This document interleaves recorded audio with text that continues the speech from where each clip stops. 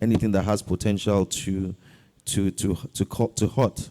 And as the Safety Commission, it's our role, it's our responsibility to ensure that our people, the citizenry of Lagos State, the good people of Lagos State, understand the rudiments of safety. Understand that before you do or act, safety comes first.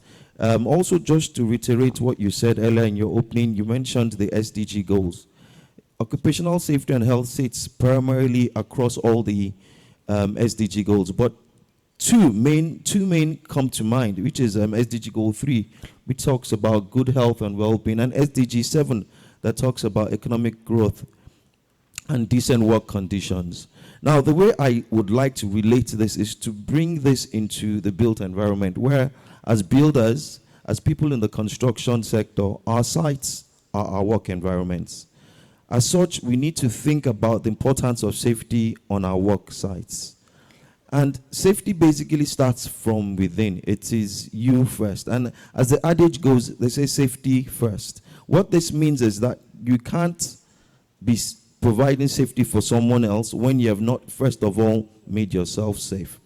Now, thinking about construction safety, I'm speaking specific to the built environment. Now, I'm speaking to the builders that I have here, because Safety Commission covers a whole remit of different socioeconomic areas, from construction safety to food safety to road safety to aviation safety to transport safety to food safety. I mean, wherever there's any human interaction, there's a need for safety. As we're all sitting in this podium today, there's a need for safety.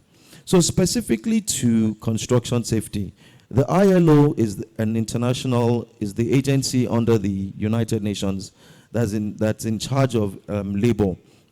And the statistics they have is that 2.3 million people die every year because of work-related accidents and injuries.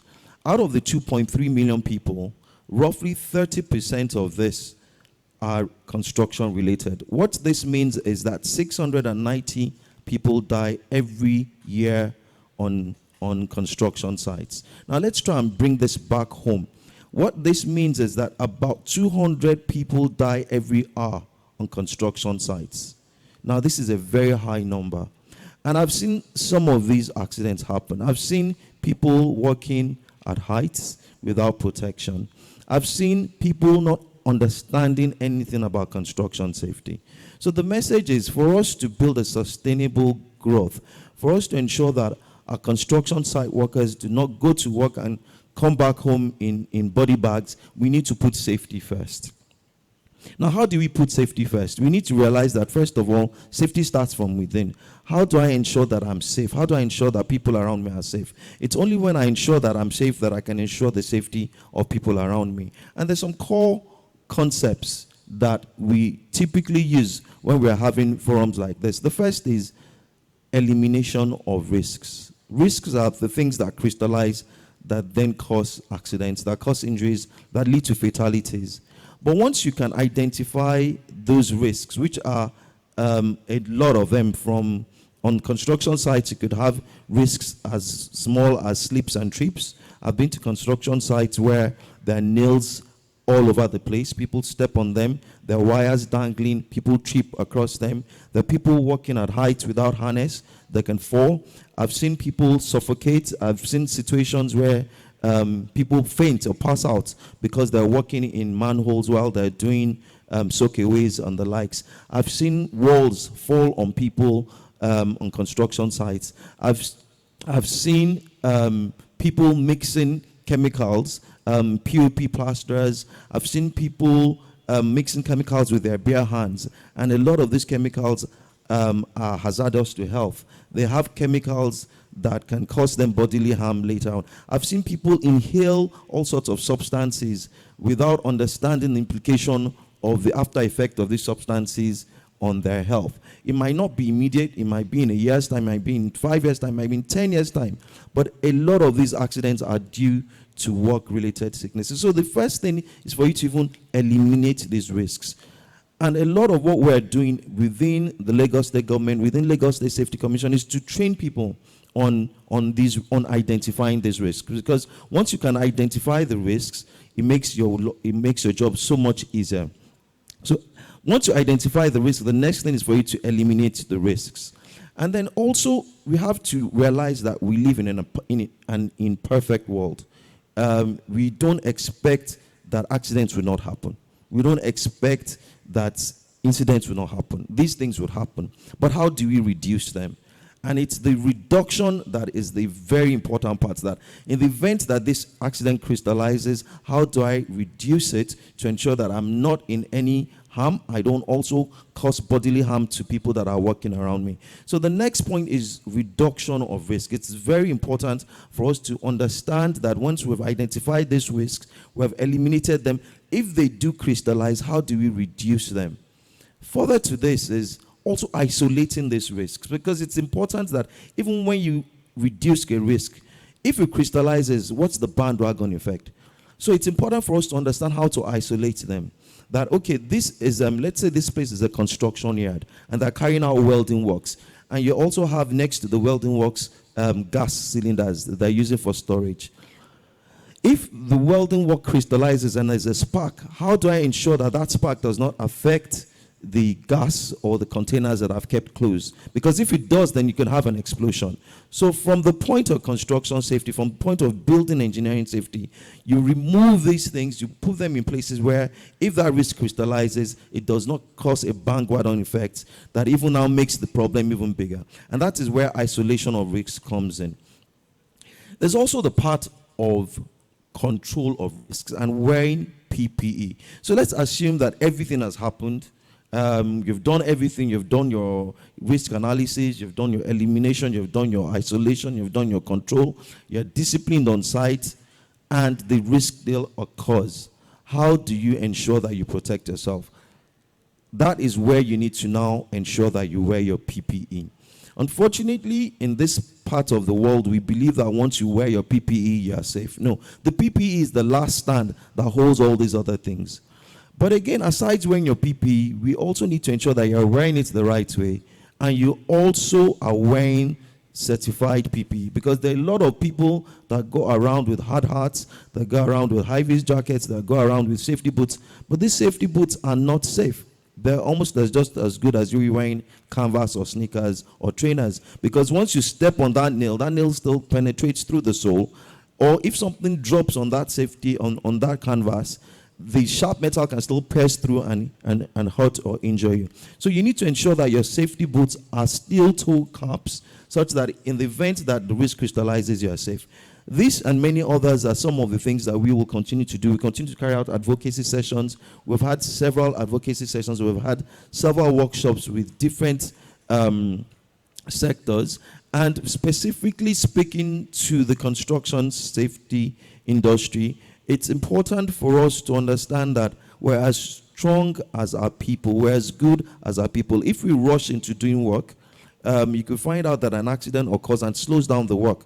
Four main areas that we've identified as areas that cause people to have accidents on site. One is rushing.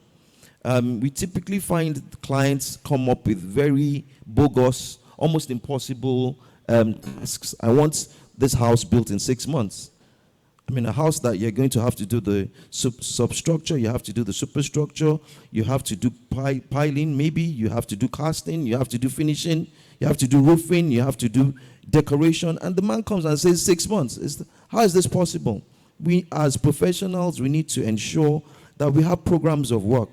We have to clearly lay out our program of work, and let's put our stamp and let's put a band on it that we're not going to rush this work. Because 9 out of 10 times when you rush into doing something, you rush out of it because an accident occurs. The second is frustration. We've also, because of the climate that we live and work in, I mean, imagine someone that lives in maybe Bejuleki that has a project in Alimosho. You can imagine the number of man hours that he's going to be stuck in traffic. Or peradventure, you're waiting for cement from Ogun State, and your casting is about to be done in Aja, and your 600-bed cement truck is stuck in traffic on Third Mainland, and all your casters are there. Everybody is frustrated. By the time they bring the materials and you want to start work, you're already frustrated, you're agitated. There's a high propensity that an accident can occur. So it's very important that when we want to do critical works on sites, we need to ensure that we're not frustrated. We need to ensure that even if we're frustrated, we don't transfer that frustration to our team of artisans and our workmen. The third is complacency. And I like to talk a little bit about this, where in our own research, we find out that people have been doing it this way. We've been doing it for the past 30 years, and we've not had an accident. Ladies and gentlemen, it does not mean that you will not have an accident tomorrow. The fact that you've been carrying out that work process in a very unsafe manner does not state that an accident is not going to occur in the next minute. Accidents never warn people when they're going to occur. There's nobody that would leave their house and get on the road and say, I'm driving to Alausa today and I want to have an accident. I don't think that is a sensible person. Obviously, if you're in that state of mental state, that person must be a mad person. So accidents do not just, they don't warn you. They occur and they're unplanned. And that's why we need to ensure that we plan for accidents when they occur. We plan by reducing the risk. We plan by identifying the risks. We plan by isolating the risk. We plan by ensuring that there's discipline on our construction sites. There's a clear line of command. And also ensuring that our people are protected by wearing PPE. So complacency is something that we, even after you've mastered it, and you believe that you're the master, and you believe that you've got all these things, you have to continue to do self-continuous improvement, to continue to identify where these hazards are, to continue to eliminate these hazards before they crystallize into risks. The Lagos State Safety Commission will continue to work with all sectors, will continue to work with all participants on how we can build a safer culture for Lagosians. Our mission and our vision is building a culture of safety. And a culture of safety is that where before you act, it's almost innate, where I can almost imagine that 20 years ago when you get into your vehicle, you probably will not strap down. But now it's almost immediate that once you get into your vehicle, as you're starting your engine, the next thing you're doing is you're strapping down, you're fastening your seatbelt before you move. It's this culture of safety that we're trying to build, where people would understand that their actions or their inactions could indeed cause accidents that can lead to fatalities across sites. We will continue to work with different sector participants on building a culture of safety in the state. Thank you.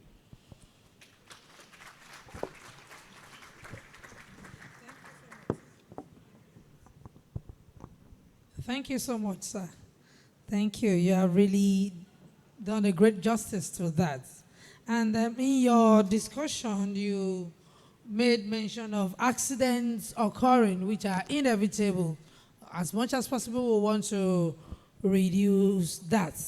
I would like to direct the second discussion to Mr. Gbadebo Olameru to tell us how, using by means of insurance, that we can have these accidents being taken care of, as insurance practitioner, considering incessant building collapse that we have leading to loss of lives and properties. Investments as well are being lost. We have cases that are happening of recent where we have multiple investors in a certain property and then there was building collapse of that property. So we want you to please educate us on measures available by your industry in safeguarding stakeholders through insurance. Thank you. Thank you very much. Privilegedly, I want to say a profound thank you for the honor for us to be on this podium. And I would like to stand on the existing protocols. The construction and the built industry is a major industry in the ecosystem of the Nigerian country. I'd like to share a very short story.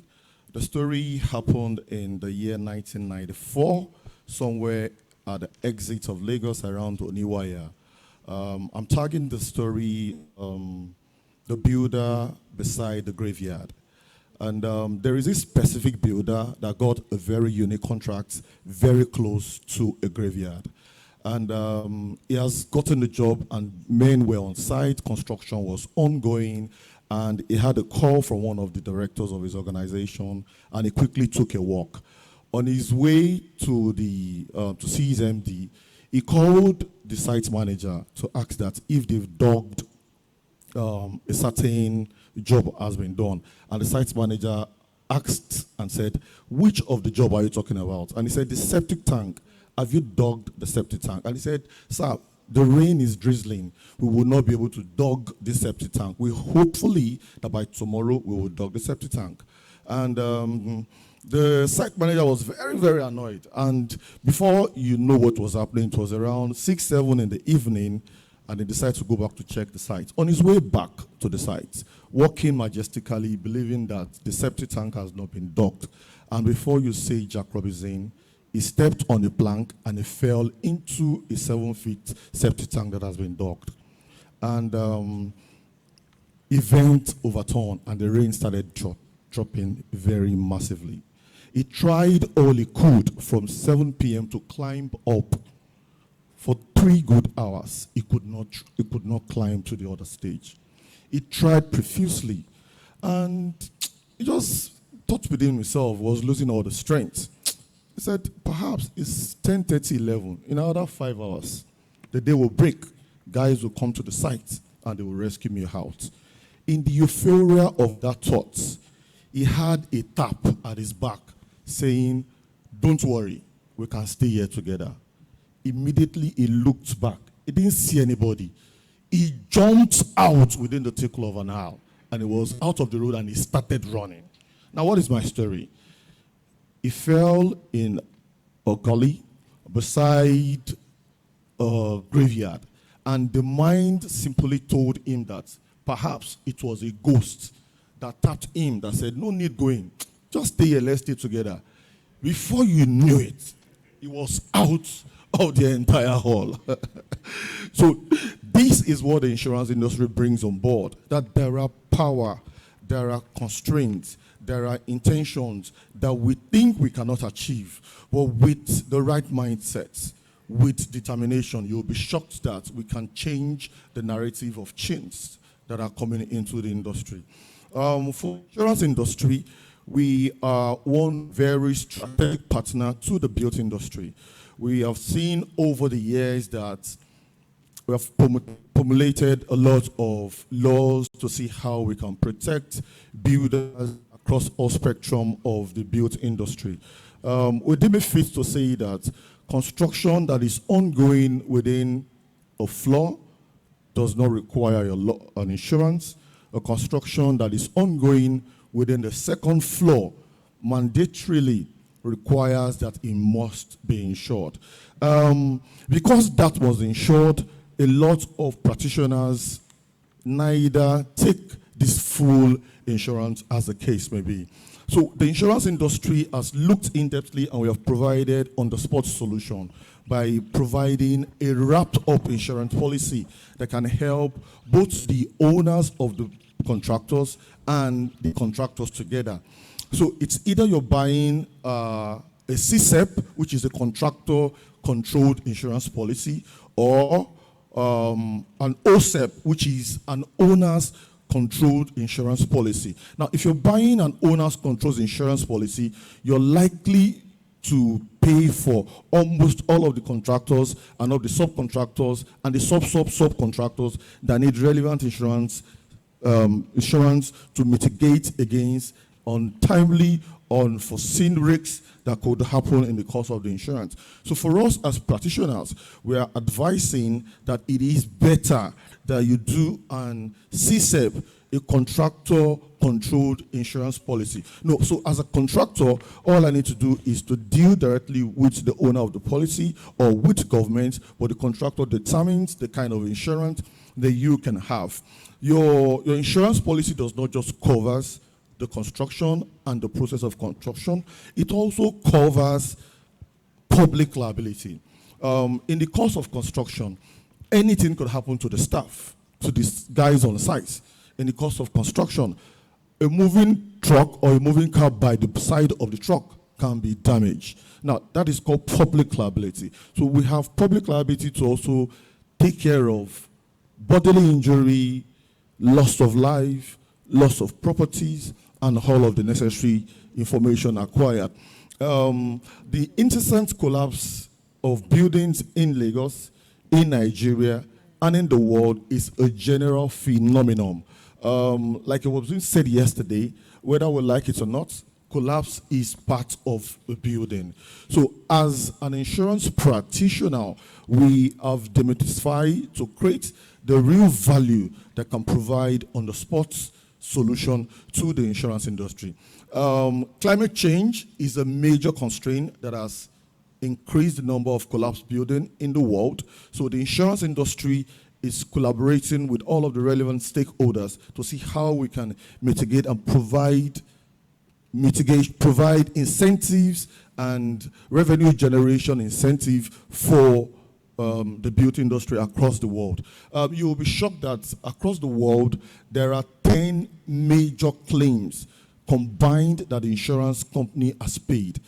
10 biggest claims in hundreds of billions of dollars. In fact, the first and the second highest claim the insurance industry has paid is in hundreds of trillions of dollars. And out of the 10 biggest claims the insurance industry has paid, 7 out of these 10 claims came from climate change. And climate change invariably affects the beauty industry effectively on all of the things that we do. The second of the 7 to 1 is the financial crisis that happened in 2008. It was a major claim that the insurance industry also played. The one that we are trying to collate all of the details now to know is the pandemic that happened in the last couple of years. It is most likely that the pandemic or the 9/11 incident will be the major claim that the insurance industry has paid in the history of time. So what am I saying? There is a requisite relationship between the insurance industry and the build industry.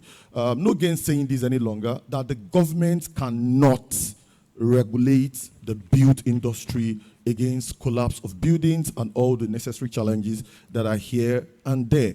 So there is need for us to do strategic alliances with relevant stakeholder sector that has key interest in the built industry. The insurance industry play a very dominant role in providing on-the-spot solution from the beginning to the end. Now, as an insurance practitioner, I would not wait to be part of the beauty industry until there is a claim. Now, we have a pool of investment in our coffers that a certain percentage of it must be invested into certain percentage of the sector of the economy. I can tell you emphatically that in hundreds of millions, hundreds of billions of naira, the insurance industry has in their coffers to invest into construction, into build, into development, into crystallizing, unifying value proposition to the build industry. So the build industry can take value from that unique opportunity from the insurance industry. So we are hoping for you to come and partner with us and see how we can synergize and continue to unify the growth proposition of the beauty industry. And finally, the industry is practically looking at building vertically. You will know that the risks involved in vertical construction cannot be compared to horizontal construction. So vertical construction is a major constraint that it cannot be put together without adequate consulting with the insurance industry so that we can be able to provide the very critical rules of engagement to making this happen. I would not be complete if I don't mention the collapse at the Gerrard Road, the 21-story building. You will be shocked that a lot of underscored value proposition are mentioned within the insurance industry. I wish I am privileged to unveil certain numbers as regards to that incident, but I'd like to hold my stew for now and say profound thank you very much. Thank you. Thank you so much. Thank you. Can you give him one round of applause? One more round of applause, please. Permit me to welcome our royal father, His Royal Majesty, Oba Builder Adedire Adewale Solomon, the Oni Fugunwa of Ife, representing Oni of Ile-Ife. Kindly give me a round of applause, please. You are welcome, our royal father. I also want to inquire if the representative of the Permanent Secretary for Ministry of Fiscal Planning is present. Engineer Mrs. Koshebe. Do we have her representatives here? Okay, thank you very much. So we proceed with the discussions. Yeah, thank you so much, Mr. Olamere, for that discussion. I would like to direct the next discussion to Mr. Kayode Omotosho, the CEO, Mortgage Banking Association of Nigeria, to briefly, because of time, I would want to reduce that 10 minutes now, because I've been told that we are running out of time. So we want you to please just tell us how the mortgage sector, because from our discussion yesterday, we were able to understand that the mortgage sector has been helping out in addressing the problem of housing deficits.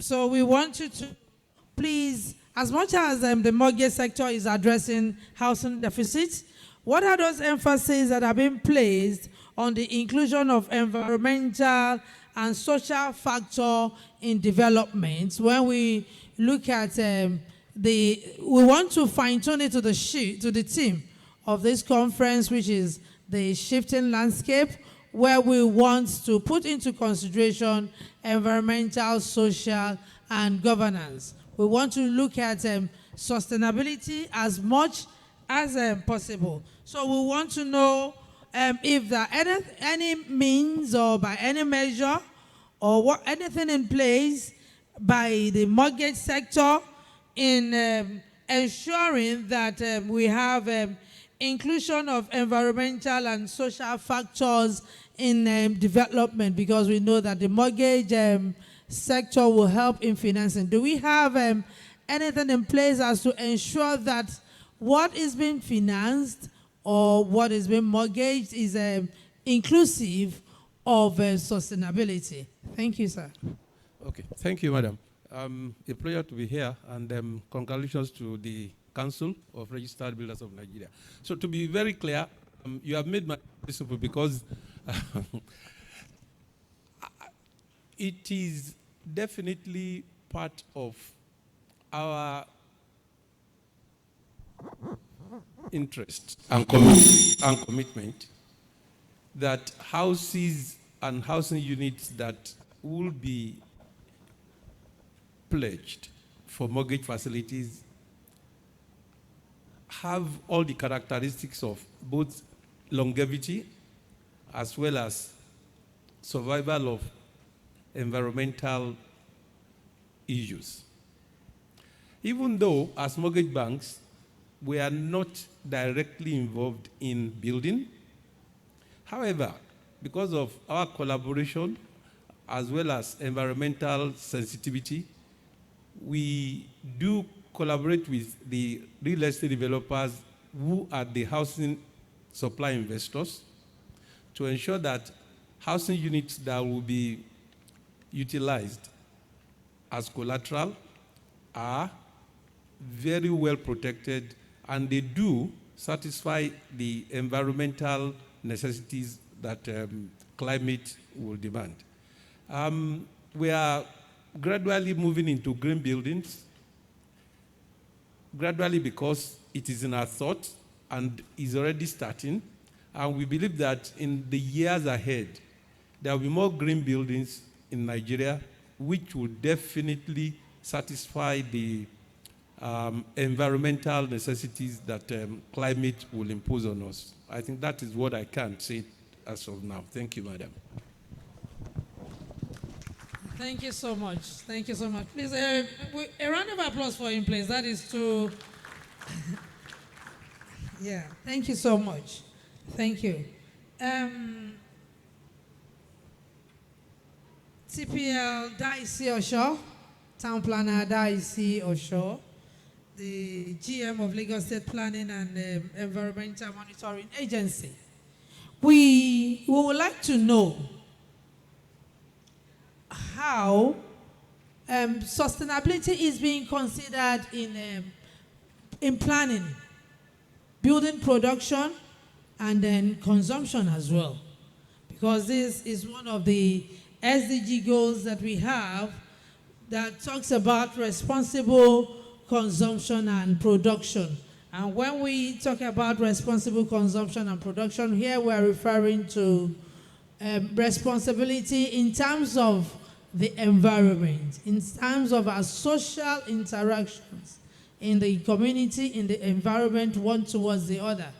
As the GM of Lagos State Planning and Environmental Monitoring Agency, we want you to please throw more light on how this is being implemented by your agency. Thank you, sir. Well, thank you very much. And again, I want to say thank you for giving me this platform. Again, to Builder Kunle Awobodu. Is one of your own that is very passionate about this profession. And of course, he was just on my neck to make sure that I'm here today, even though under a very short, but never mind. Thank you very much. Now, let me first of all say that Lagos State Planning and Environmental Monitoring Agency is one of the agencies under Ministry of Physical Planning and Urban Development. And you will know that the ministry is actually in charge of all physical development in the state. And so there are issues, there are areas of concentrations, there are areas that needed to be managed by specifics people. And that's why we have LABSCA, we have LASURA, we have LASPA, and of course, LASPEMA. Now, what's LASPEMA? LASPEMA is an agency that is saddled with the responsibility of managing all the setbacks and incidental open spaces in Lagos State. All the setbacks and incidental open spaces in Lagos State for sustainability. So for us, SDG Goal 11 is actually it's in focus for us. That's something that we are looking at. That's something that we are working towards. And I want to say that we have left that part of a very sensitive, very critical part of our environment. We have left it over the years. I want to use this opportunity to really thank the Governor Emeritus, that's Senator Bola Ahmed Tinubu, who came out of the realities of the times then. 2001, this agency was created. And what is it supposed to be? To coordinate everybody that has anything to do with that part of our critical areas. Let me say this. We have two types of land, the formal and the informal lands. The formal lands are those ones that you have your title, you have titles to. And of course, the informals are the ones that are warehoused with the Ministry of Physical Planning as setbacks and incidental open spaces. So people think perhaps that place, they can just go in there and begin to do use for whatever reason they want it. So it made the whole environment not sustainable. You have beautiful buildings, and then what you have in front of those beautiful buildings are shanties. The first thing that you will see on the urban face of Lagos is all these shanties. And that's why all of us, we need to come together and begin to see how we can bring about a more sustainable environment to deal with all these issues that has to do with misuse and abuse of all these setbacks. We are talking about safety now. Quite a number of activities are going on there that does not have a percentage of safety. How do you place it? Somebody selling carbide and somebody selling rice or beans beside him. And the question is, I've seen that. While breaking that stone to sell, a piece of it drops in the beans. And for our women who are coming back from work, they want to quickly go and prepare food for our children at home. The next thing is they quickly pick something, and then that cupboard there is there. And they cook. The next thing is you find that the whole family eats a meal at night, and all of them died. That is part of the solutions that we are bringing on board to make our city more sustainable and, of course, our community more livable. So it's one area that it's a lot of battle. It's a lot of battle. And I think since last year that I was appointed by Mr. Governor, Babajide Olusola Sanwo-Olu, to go and manage this critical area. You know, everybody, there's a pull factor in Lagos. Everybody wants to come in here. Builders are here to give them homes. Of course, you know the challenges that comes with that. Now, where is the next place these people settle? They settle on the setbacks and they put some shanties there. Of course, can I tell you something? On this Lekki, this setback abutting this Lekki Express Road, you have some people practically living. It's like a colony of people there with their satellite, this DSTV, everything. Families are there. And until I've been passing through that place, I never knew that such is going on there. So these are some of the things that all of us, we need to escalate and bring on board so that we can, as we are building and as we are making sure that our cities are sustainable, all these things that will count as little actually come together to become a big challenge and a big problem for us to live in a sustainable environment and city. So I want to say again that part of the things that we have been doing is to make sure again that the kind of that is dealing with climate change now. Part of the things that we are doing is to make sure that the activities, identify activities that are on these setbacks that are highly inimical to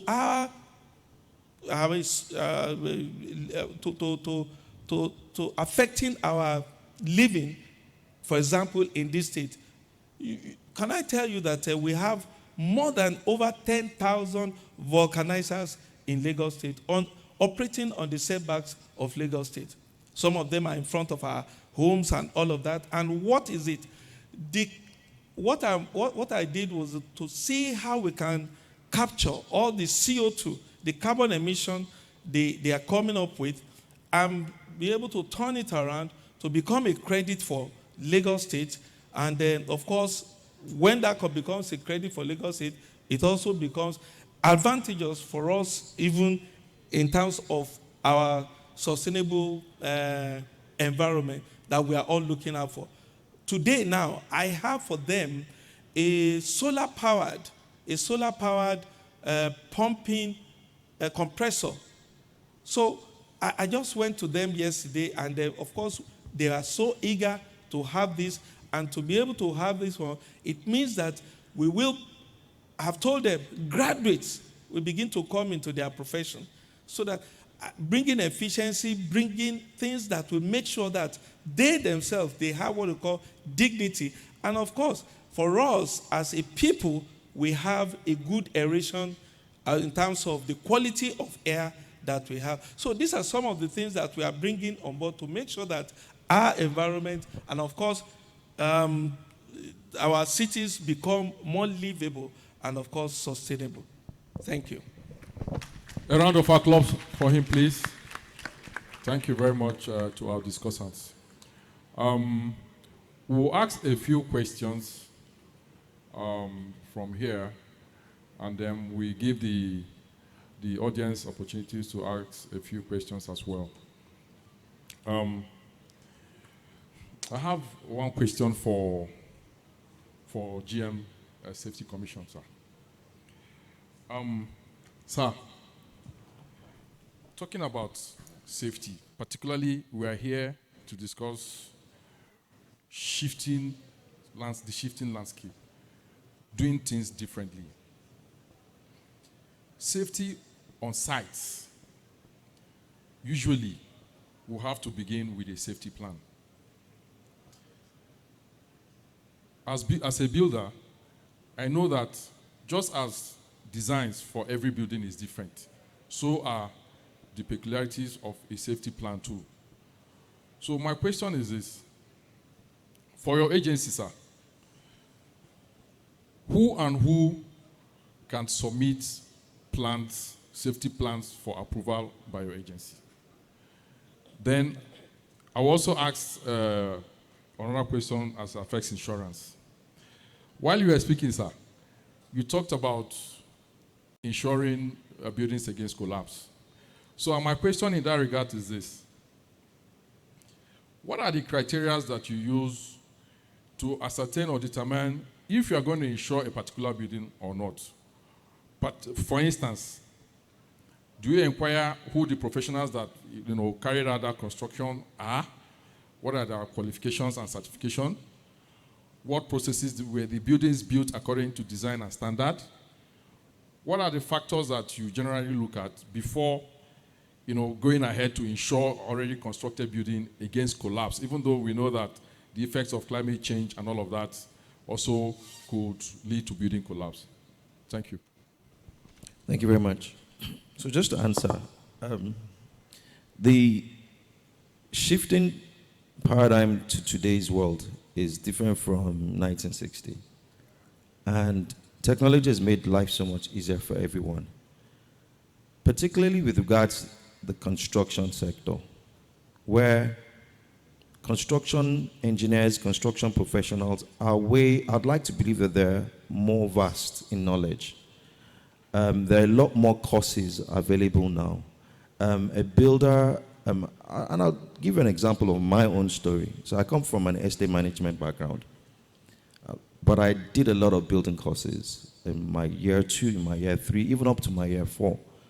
I'm not a builder, but to some extent, I can understand building technology and building engineering.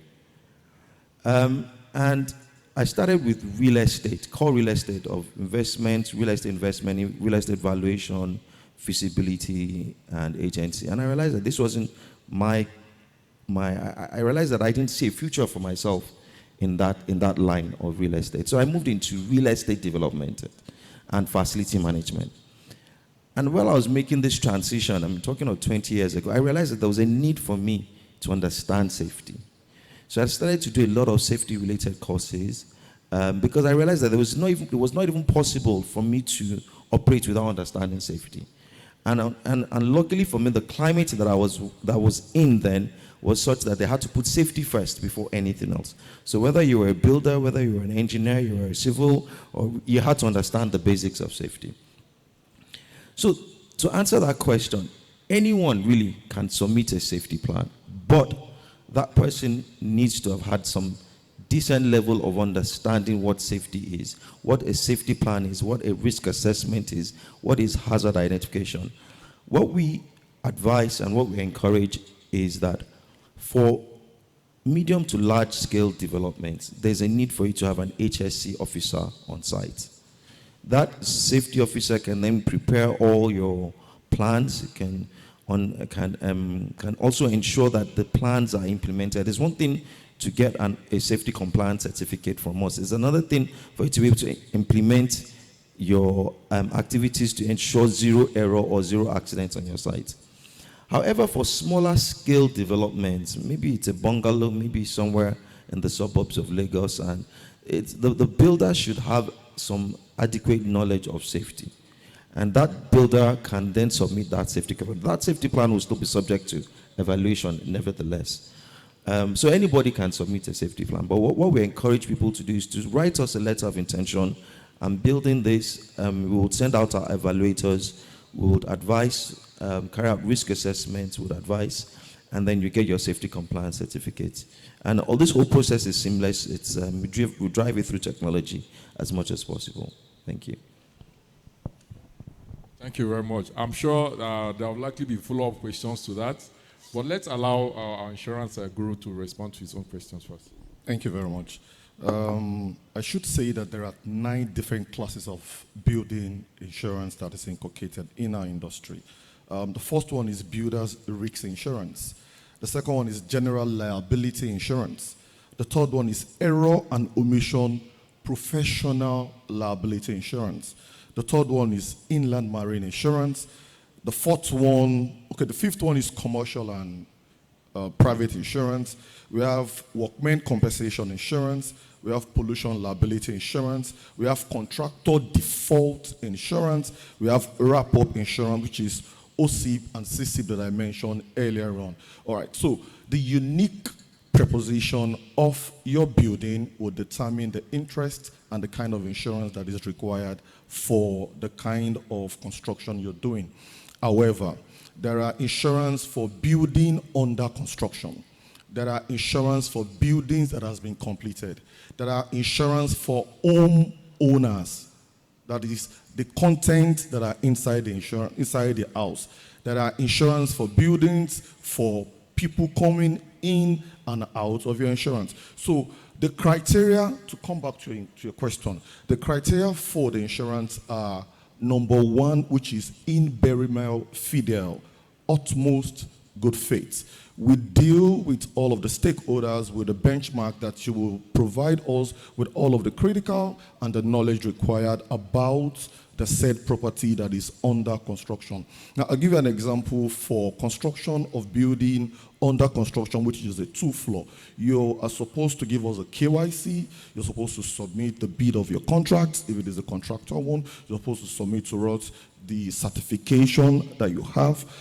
This certification goes in several institutions have different regulations. So we have instituted a few, all right, of the certification as a compulsory role for us to take any of the insurance policy. However, there is a general blanket for some buildings that has been completed, and we go about with our team to see how we can insure it. To digress a little, I remember sometimes a client walked into one of the leading insurance company and he said, the building has a public liability insurance. The building adjacent his building, it does not have any form of insurance. And in the course of the construction, the workers threw some items from their own construction site into his own site, whereby breaking a couple of the glass in his building. Now, he has come to us for a claim. Now, because it is a public liability insurance he took, it is public, so he was indemnified for the insurance. Now, what did we do? We now went back to the guy that was not insured to press charges on him to have built over a 2-story building without adequately insuring it. However, I'm saying that enforcement is one critical part of every viable business in every sector. And I must give it to Lagos State government, if all the states in the Nigerian can do as much as what Lagos State government is doing, the built industry, the relevant sister sector agencies like the insurance industry, the numbers we will be contributing to GDP will be times 10 minimum, as the case may be. The insurance industry has a very large personnel, which they can do much more than the role of insuring our risks. We can also play the role of the first call manager. We have our members in every nook and crannies of Nigeria, and we virtually know all of the buildings that are not insured. So we are a major stakeholder to collaborate, to flout, to show, and tell the built industry in collaboration with the government how many of the buildings that is within the Lagos or within the metropolis of the Nigerian that are insured or that are not insured. Thank you very much. Another round of applause for the response, please. We'll give opportunities to members of the audience to ask a few questions. Please, if you have questions, kindly indicate by raising up your hands. Okay.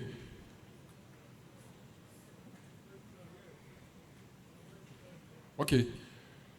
Can we have another mic on the floor there?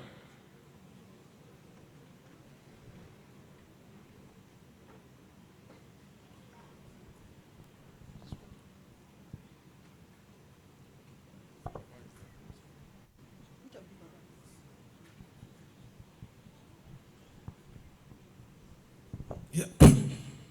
Thank you very much.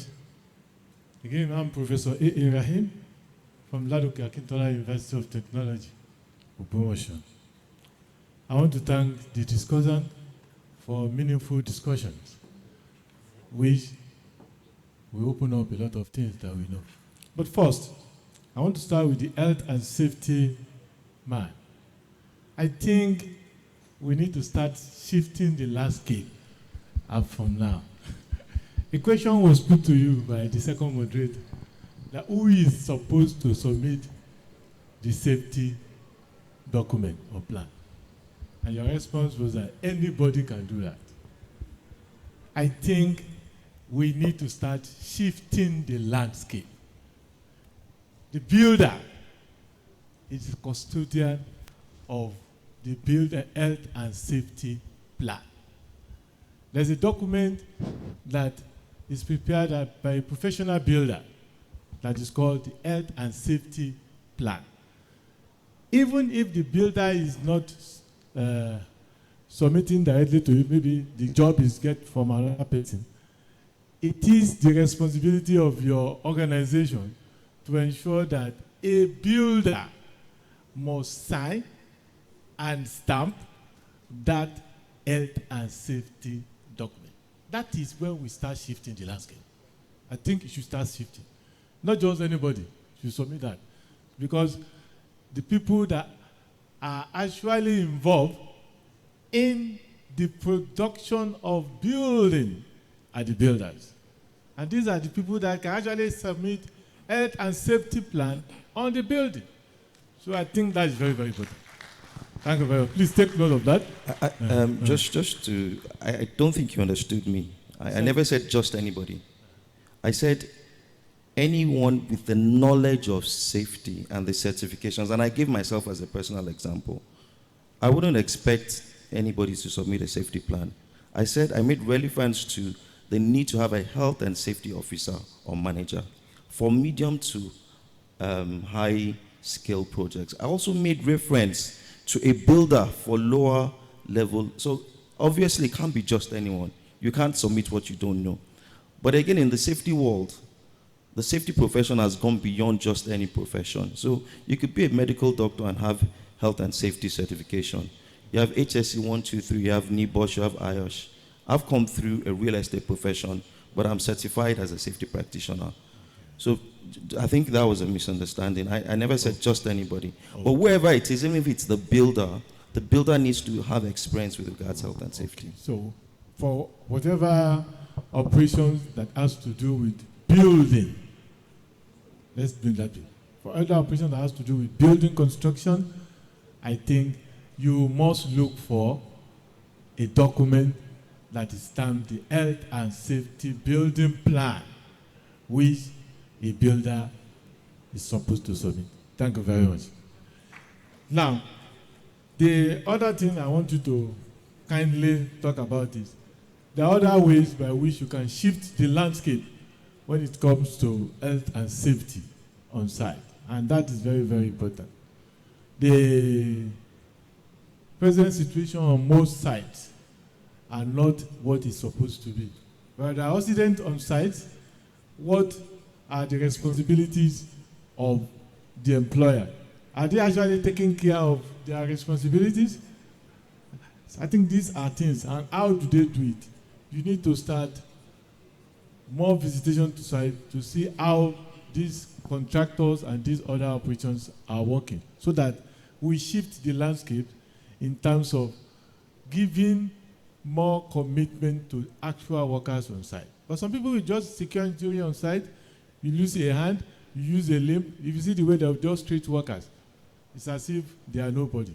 I think we need to start shifting the landscape from there too. Thank you very much, sir. Now to Mr. Gbadibo, the insurance man. I think you also need to tell us how to shift the landscape in terms of what goes on presently with the insurance company. When you are paying the premium, it's very easy. They collect the money. But when there is an accident and they now need to pay you, then we have a lot of bureaucracy. How do we shift the landscape so that you don't give the person that is already distressed in terms of accident more wahala, so that he does not go and commit suicide? I think we need to change the landscape in terms of that area too. Please, let's look at that. Then also Mr. Motosho, the mortgage bank specialist. You said you are not involved in building, we know, but you at least you carry out support to those that are involved in building, especially the estate agents and others. But there's another area that you need to look into. If we are talking of sustainable building, and presently we have research interests in sustainable building from various universities here and there, don't you think it is also good for your bank to look into how you can finance researches that have to do with sustainability, especially as it affects our environment and also as it affects the buildings that we are going into? You can look at something like that so that we can also have something. Then the insurance, and the last but not the least, has to do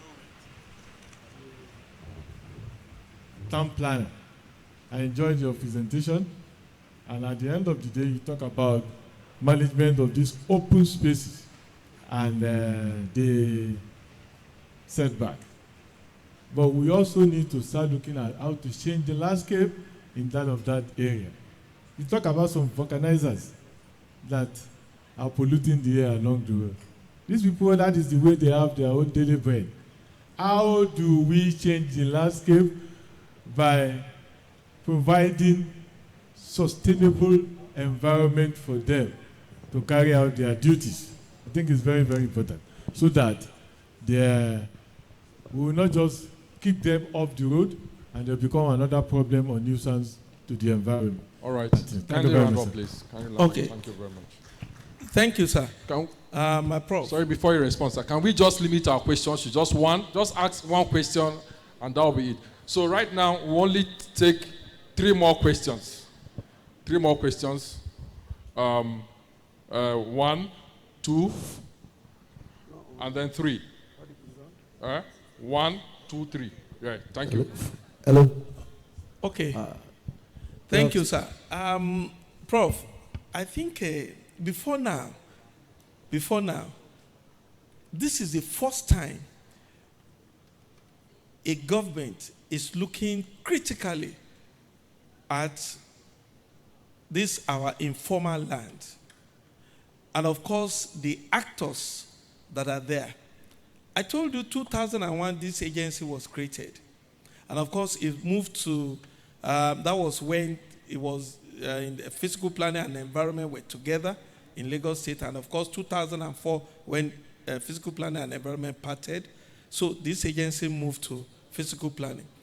And of course, since then, they've been trying to locate and of course, be able to achieve what you are actually talking about, shifting the land to have, not just to have these people pushed out of the place, but also make the urban poor be inclusive in our planning. Of course, that is one of the reasons why I came up with that idea. What I was doing actually when I came on board is to look at all the actors on this, our critical space, that affects you and I, affects businesses, affects aesthetics, affects our social well-being. The first thing I did was to carry out a research on the principal actors there. And the organizers are one of the very major ones that are there. Over 10,000 of them are on this space. And of course, what I did was to say, okay, fine. These people are polluting our environment. They cause traffic congestion. A lot of other things that they do on that setback. So the first thing I did is, okay, let me bring efficiency and of course bring in sustainability into their business. And the first thing I did, okay, let me use solar to power their machine. The CO2 emission from those small machines are higher than the ones from your cars. So you can imagine 10,000 volume of such air that is released into the air every day. We have over 5 million vehicles here in Lagos. And let me say, maybe 10% of that will have, say, issues with tires.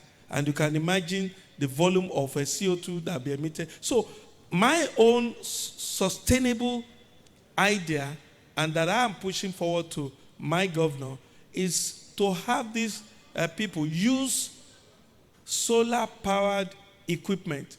And with this one, we will be able to contribute to mitigating the challenges of the climate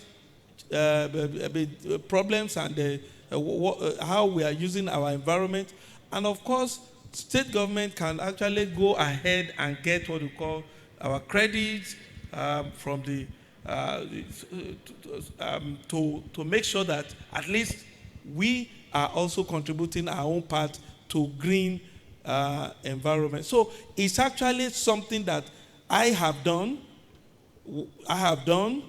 Today, I have that equipment in Nigeria, and I challenge anybody to tell me, nowhere in the whole world I've seen that equipment. It's a new technology. It's a new equipment that just came into Nigeria, that we went ahead abroad to go and get people to design it for us, specifically for our environment.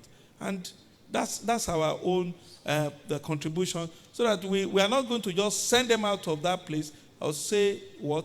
We are putting in instrumentations that will make them be able to purchase this equipment very seamlessly, and of course, they become a part of our environment, because they have a critical sector. One of their slogans is "No tires, no movement." Is it not so? No tire, no movement. That's their slogan. And so, sir, we are doing something in that area, and we are looking forward to all of you. I'm looking forward to be an organizer in the nearest future, because, see, let me give you one statistics. One boy came to me and said, graduate too. He said, yes, sir, me too, I can become a vulcanizer. I said, how? He said, sir, okay, I have gone to check 5 million cars, 10% of 5 million. 5 million is 500,000. Okay, 500,000. It means that even if I can target, say, 20 of those vehicles, and I'm able to make 1,000 naira on each vehicle, that means to say 20,000 per day. So 30 days, 600,000. Which bank will pay me that one as a fresh graduate? And so, me too, I said, I put my thinking cap on. I said, I must do something in that area. That is one thing that I brought for you today. So you pay me. Thank you very much, sir. Thank you, dear Professor. Your advice is well taken. We would stride it on our way forward. But it's going to be on collaborative basis also, because that will be between the suppliers, the demand, which are ourselves, as well as universities and other stakeholders. So we'll look at it, sir. Thank you. Thank you.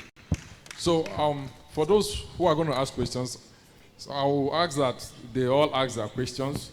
So while they are asking their questions, the discussants will take note, and then they'll respond, as it affects them. Thank you very much. So let's start, with you. Good afternoon, sir. Thank you for your contribution. My name is Bilda Shokowale. My question goes to our safety man, and it's about how safety transaction is being presently run in Lagos now. You find out that what you see around is this board. Two things I want us to clarify about it. One is that you see these people when they come to your site, and sometimes they appear to look like Lagos State staff, while some other times they are just like private people. But recently I heard from a colleague that the Lagos State has actually outsourced some of these services to some private consultants. We need clarification on that. Secondly is, when they actually come, their focus is not always on technical assessment or thereabout, but it's just always focused on that payment. And when these payments are made, you hardly get an official receipt. Because if truly it has been contracted to some private company, we're supposed to have an official receipt with the logo of Lagos State on one side and their own logo on the other side, so that we can be sure that what we're really remitting to them actually gets to the coffers of Lagos State. Thank you.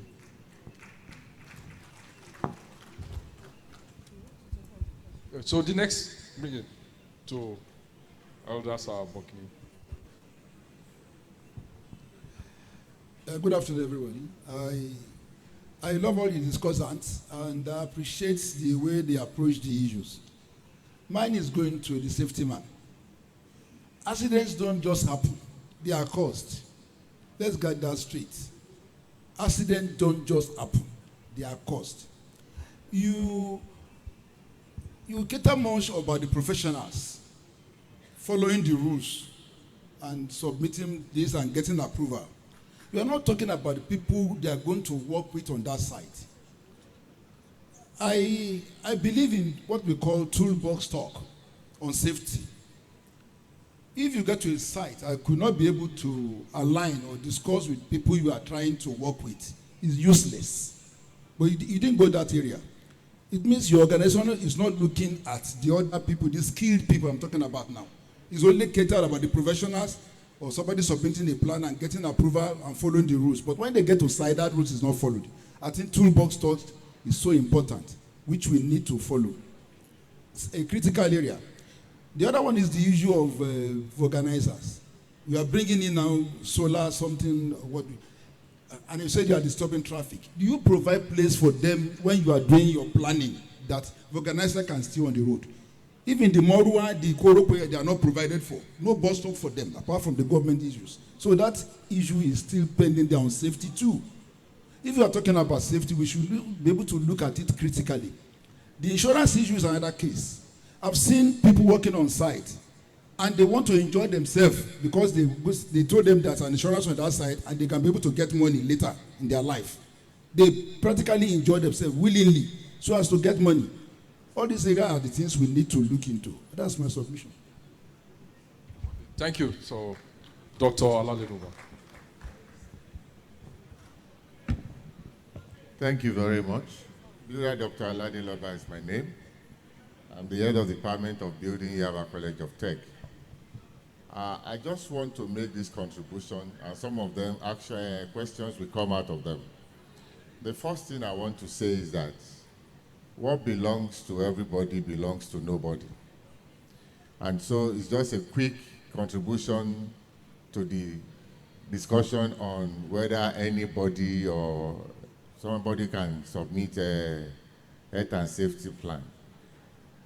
The truth is that the agency must begin to be specific about who is that professional that must submit safety plan.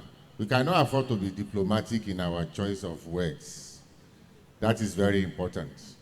Now, yesterday we established the fact that human activities actually contribute to climate change. The source of climate change is human activity, and which was also corroborated by one of the speakers in the issue of the organizers. I align with you. In the course of answering, I will want you to further define the two types of land that you put forward to us. Because in the course of your answering one of the questions, I think you still gave it to the other side, so I'm confused. I want to know the former, which one is former, which one is informal. Having said that, the emission of greenhouse gases, human activities generates them. And all of us are endangered, whether we like it or not. Part of it, we have terrible hold up in Lagos State. And you see people also using generators in their houses. On the road, you see all sorts of emission of carbon dioxide.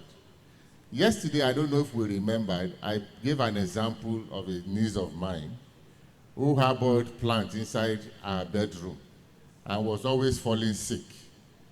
All of a sudden, I discovered she had that when I traveled to meet her where she was. And we discovered that it was the plant that was sharing the oxygen with her at night. Because in the afternoon, plants will bring out oxygen and take in carbon dioxide. In the night, plants will switch over, begin to share taking in oxygen and bringing out carbon dioxide. So it's an earth issue. Every one of us, we are endangered. And you discover that the global warming that we are having is as a result of those depletion and the result of human activities too. All the gases, the carbon dioxide covering the ozone layer, creating global warming and a lot of issues on health. And people are falling sick more. So the question now, generally, is that what is the government doing, especially with all those setbacks you are talking about? Because we end up creating a social problem again. And we don't want to have, I think we've had enough. We don't have to have more of people who are jobless now and begin to attack people who are doing their legitimate work. So you must be conscious of the social implication of the actions you want to take. How many people can afford even the solar-powered engine you are talking about? How many people, I want to ask that question, can afford that? It's so prohibitive in prices. So the government must look at that. And finally, I want to also say that I align with Hernando Tesoto, the Peruvian economist, who said there are so more people who are poor in the urban centers than the rich one. And the reason for that was because there were no titles to their properties.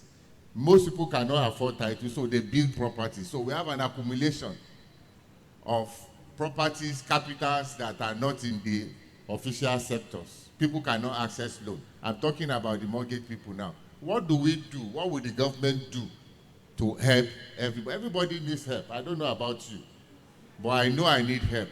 And you are in that position to assist us. Let that be our takeaway from this place. Thank you. Thank you, sir. Thank you. I think that the last person on that aisle.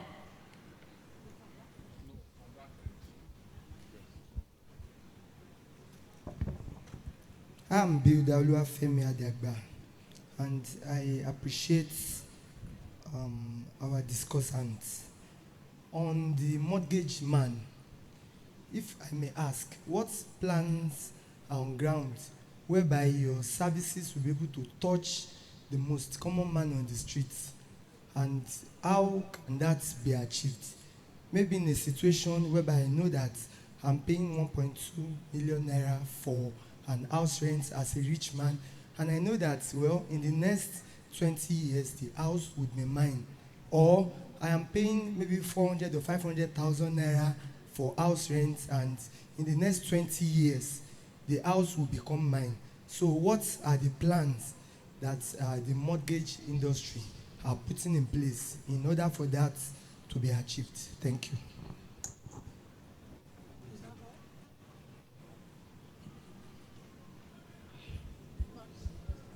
No, okay. No, that wasn't part of the plan. It wasn't part of the plan. So they've got enough questions. Let's allow them to answer the questions, and then if thereafter we'll have more time, we can pick one or two more. Thank you, sir. So, do we start from you? Thank you. Okay, thank you very much. I must say, shifting the landscape when it comes to the insurance, I'll divide it into two perspectives. One is enforcement, and the other is the claim payment. For the enforcement, for any defaulter that does not have an insurance policy in the course of his construction, under the Insurance Act of 2003, Section 68, stipulates that any defaulter should pay a fine of 100,000 or an imprisonment of 1 year. In changing the landscape, I think that law needs to be reviewed. So if that law is reviewed, fear will be put into the mind of the persons. So I can imagine 100,000 and ₦1 million. It does not make a lot of impact. So builders can all, by their means, choose to follow the other way. So it's empirical that the industry sits together and begin to look at collaborative way to partner with the government and bring a regulatory framework that will bring strict, stringent sanctions on defaulters of builders. For every collapsed building, it has multiplier effect on the builder, on the sector, on the relevant sector, on the government, on the image and the identity of the state, and the image and the identity of the country. So it's one very critical role that we need to put into consideration. Now, for the claims indicators, for every time a builder, a contractor, or the owner of a property gets an insurance policy, the first thing that should be at your mind should be claim at first instance. Okay, so the insurance industry has gathered so much capacity with the support of the regulatory body, which is NICOM, in conjunction with the federal government, to provide adequate capacity for the insurance company to stand the test of time. In a couple of years, the industry is going to be reviewing our recapitalization to begin to build bigger capacity that can incubate strength to cover all class of risks. No gainsaying, finally, that in the Western world, the insurance industry owns the bank and other financial players in the industry. But the different is the case in Nigeria. The banking industry does vice versa. Thank you very much. Thank you. Just to answer the questions, thank you very much, Professor. Thank you, Doctor. I'll just focus on the 2 or 3 that I noted. One was on the process. What's the process of getting safety compliance in Lagos? The first step is for the builder to write to the Lagos State Safety Commission requesting for, it's called a letter of intent, and you'll state the location of your project, what you are building, the duration of your project. After that, there's an official feedback from the commission designating a specified consultant that will come and carry out safety risk analysis or hazard identification on that particular project. You made reference to the fact that Lagos State is using consultants. Yes, with a city of over 22 million people, there's no way possible that the Lagos State Safety Commission can have enough people that will cover the whole of Lagos State. So these consultants act as a first level of assessment. But before the compliance certificate is issued, this is verified by staff of the Lagos State Safety Commission. Yes, there have been incidents that have come to attention where we've had bad eggs in the society that would portray themselves as consultants. If you're in doubt, please check our website is lsdsafety.com, lsdsafety.com, and our numbers are clearly displayed. So if peradventure you have concerns about the person or persons that are coming, please confirm this.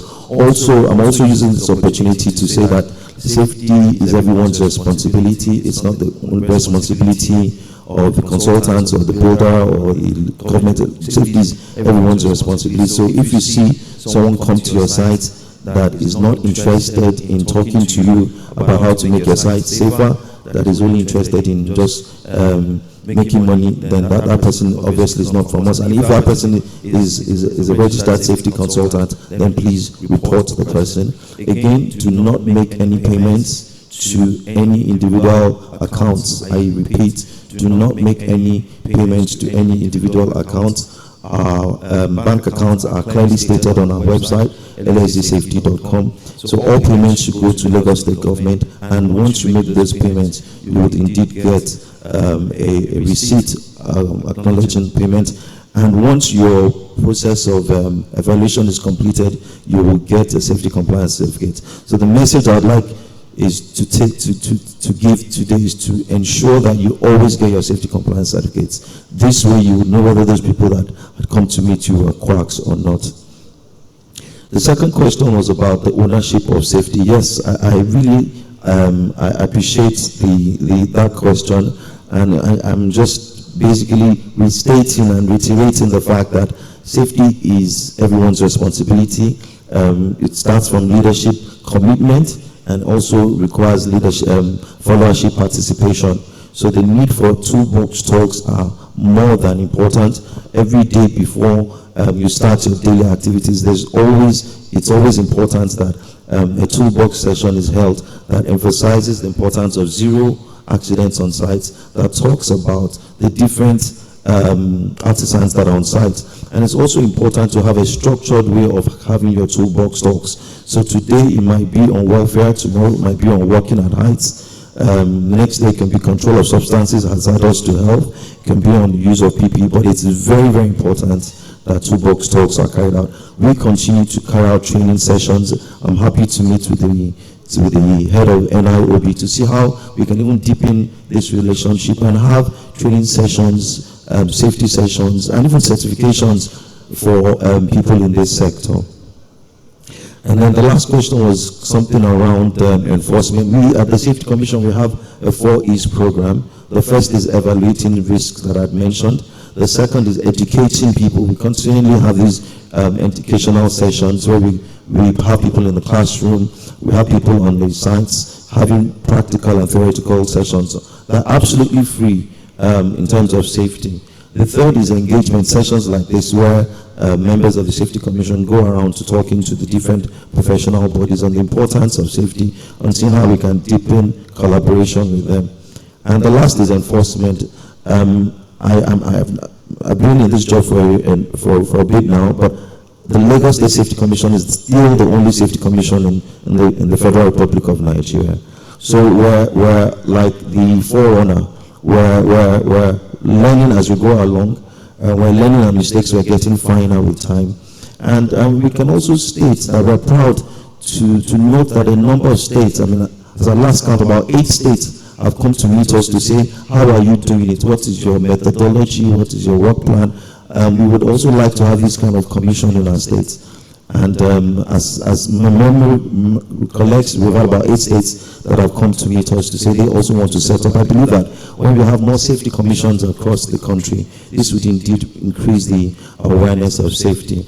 And also, we defended, the Safety Commission championed and defended the occupational safety code. And I'm proud to announce that the January of this month at the Federal Executive Council, the federal government passed the occupational safety and health cadre across all the 36 states of the Federation. So what it means now is that in the civil service, you can decide to work as an occupational safety officer. I think this deserves some round of applause.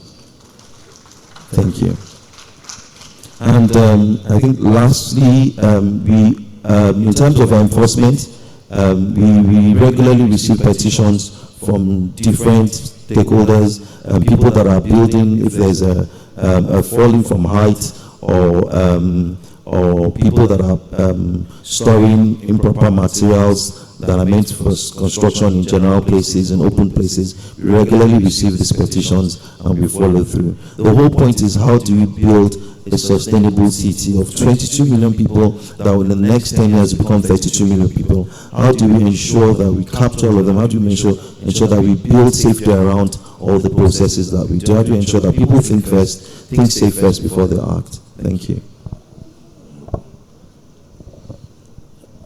Well, let me thank the two people that came up with questions, especially the one talking about locating these organizers. Let me tell you the background of this agency. And that is, the agency was created to deal with that part of the law of Lagos State Urban and Regional Planning and Development Law 2019, Section 2E and Section 2N.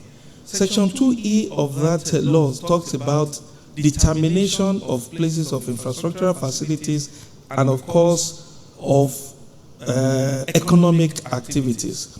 Now, the 2N talks about location, the location, the standardization, how it will be affixed to urban furnitures, how it will be affixed to the land, as the case will be. So these two laws are actually what we are using. So for me, all the people that are actors on this informal land are people that we are now trying to collect them, give them location.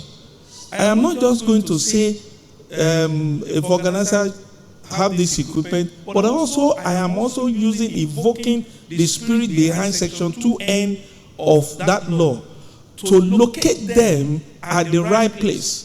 And of course, I'm working very well with the association. I have told them, the executive have told them, we cannot do the same thing again. We are going to be creating what I call some lay-bys for them, do some civil works, so that at least when they are attending to this, to their proponents, of course, their customers, they will be able to do that without affecting the movements of goods and services as well. So there's going to be a location. We are going to locate them, and then of course, we are also going to do what we call we are going to have what we call Lagos an app for the Lagos for organizers. What is this one going to achieve?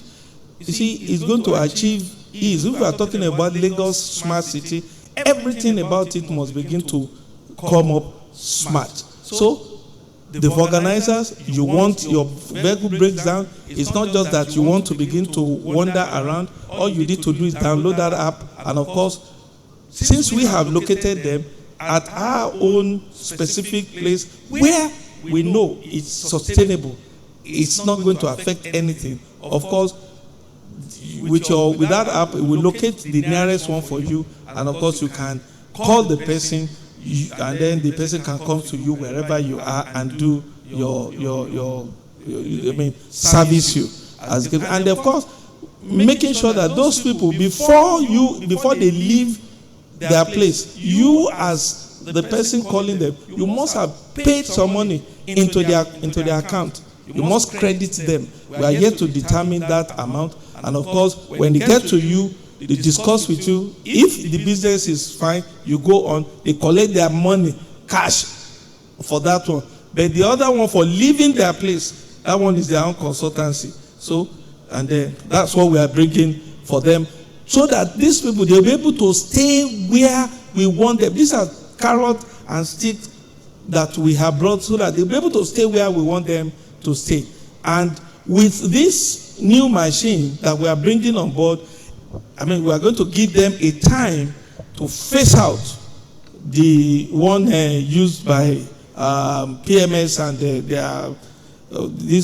PMS and the oil stuff that they are using before now. So that is one of the things that we are doing to make sure that it's not just anywhere they will be, and they will do whatever they like. So that's that. Then this other question came talking about defining the formal land and the informal land. Well, as it relates to this assignment, the formal lands are those lands that are titled, those ones that you can attach a name or ownership to. like your normal, and all those kind of land are warehoused with lands bureau. That's where all those lands are warehoused. They know who owns what, they allocate such land. Those are the formal lands that you can really title to something. Now for the informal, those ones are the lands that are not titled. That seems to be nobody's land. And all those lands are warehoused with Ministry of Physical Planning and Urban Development. And in most cases, these lands are lands that are for future development. They are for future development, they are for future expansions and whatever. So that is the difference between the formal land and the formal land I was talking about in this case. So quite a number of things that we are doing for these people, this urban poor. And because they are here with us, and we need to really plan with them and also plan for them. And one of the reasons, and to make this city sustainable, so that all of us one day will not just find the whole place clogged up and will not be able to move. So we need to, that's one of the reasons why we are starting to manage, designate, locate, and make sure that whatever structures that come up, whether urban furniture as urban furniture or any use, don't forget the people that populate these setbacks are the informal sector people, and they are very critical. They contribute between 65 to 70% to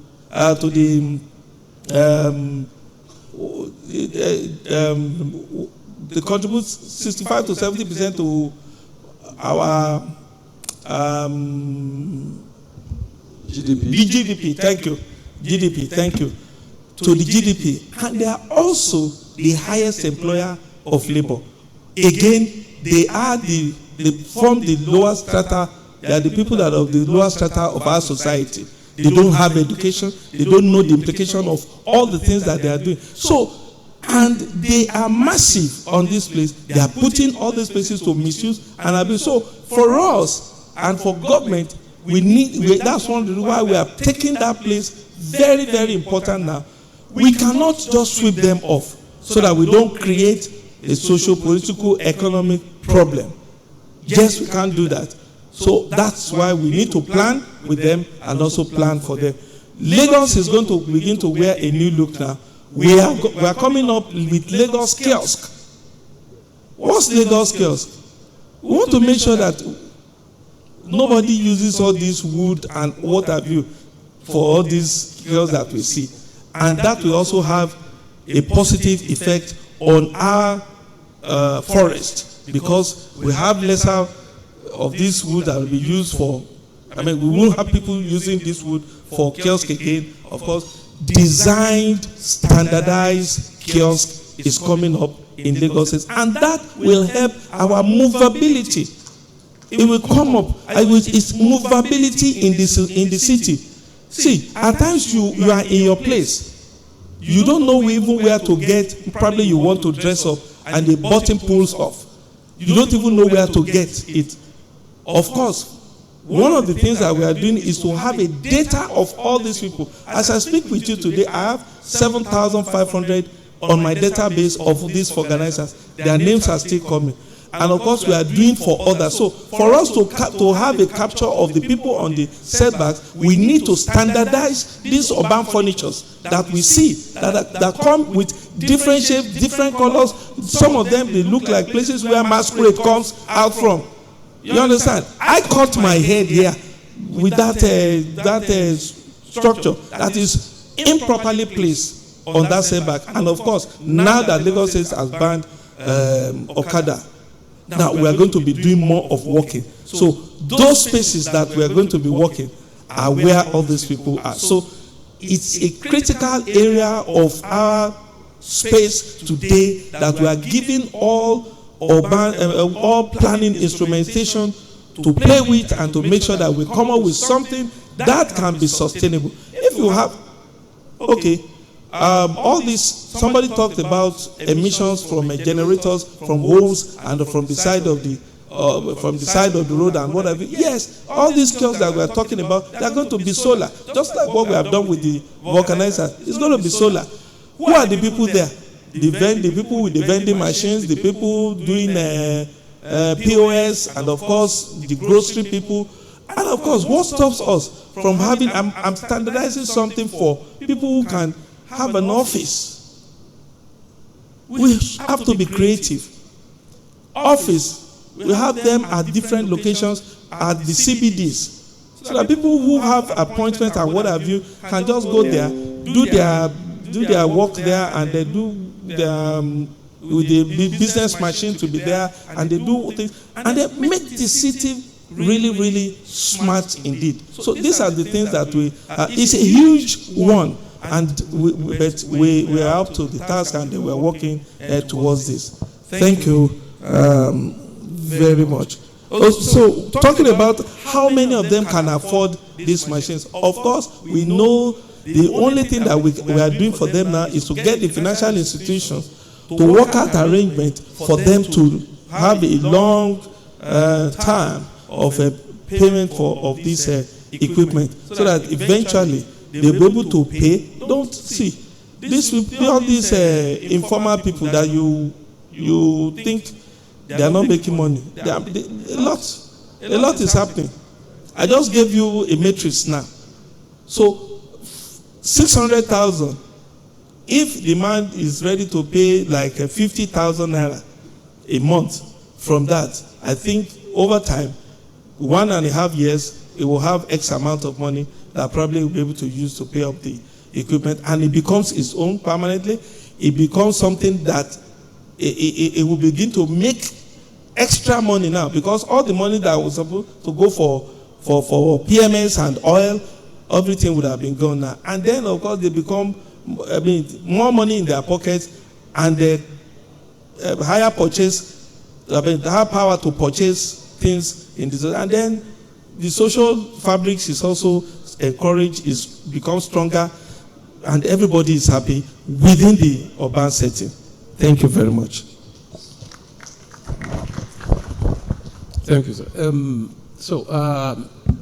Thank you to the three people that mentioned something and asked questions on mortgage. So let me build a bit. The paper that I actually prepared has something about enhancing mortgage integration and penetration in Nigeria. However, as we are taught in the universities by our professors, you limit yourself to what you are asked to discuss. That's why I limited myself to environmental sustainability. However, in response to the questions and comments, prior to 2001, I remember vividly in Lagos State, there were about over 57 procedures that anybody would require for perfection and title transfer. The costs across Nigeria range between 44 and 57% of the value of property or the loan that anybody wants to borrow. And it took procedures that were uncountable. However, due to advocacy, today in Lagos State, at least formally, any borrower is supposed to incur just 3% of the value. So, assuming you want to do a 10 million loan, you are supposed to spend about 300,000. That's paper. In reality, it takes not less than about 25-30% for any Nigerian to do title transfer and perfection. So, to address the issues raised by our doctor that talked about the issue of wealth creation, and our madam, we are working on various issues as mortgage sector stakeholders. our plan as MBAN, our association, is that we are pulling and pushing what we call a 131 formula to the Nigerian governors. That means anybody that wants to borrow 10 million shouldn't spend more than 1% for title transfer. It shouldn't be more than 3 days and 1 desk. So that's our model. But we believe that years to come, that will happen. That would assist a lot on the issue of title transfer. You are absolutely right, sir. And to our colleague here, the percentage of land in Nigeria that is not titled, which is what you will get as formal, is very, very huge. And that is affecting not only mortgage, but urban development in Nigeria, as well as creation of wealth by Nigerians. Because if you own a property and it is titled, it gives you the ambience to use the property to generate so much of wealth, which is not happening right now. So we've been trying to make appeal to the Governors Forum that there's what we call the model mortgage foreclosure law, which simplifies title transfer and perfection. As of today, we can say about 5 states have passed the law. Lagos is one of them, gladly. Kaduna is there. We have about 12 that are in the pipeline towards passing the law. When that law is passed, it makes title transfer and perfection to be quite less troublesome.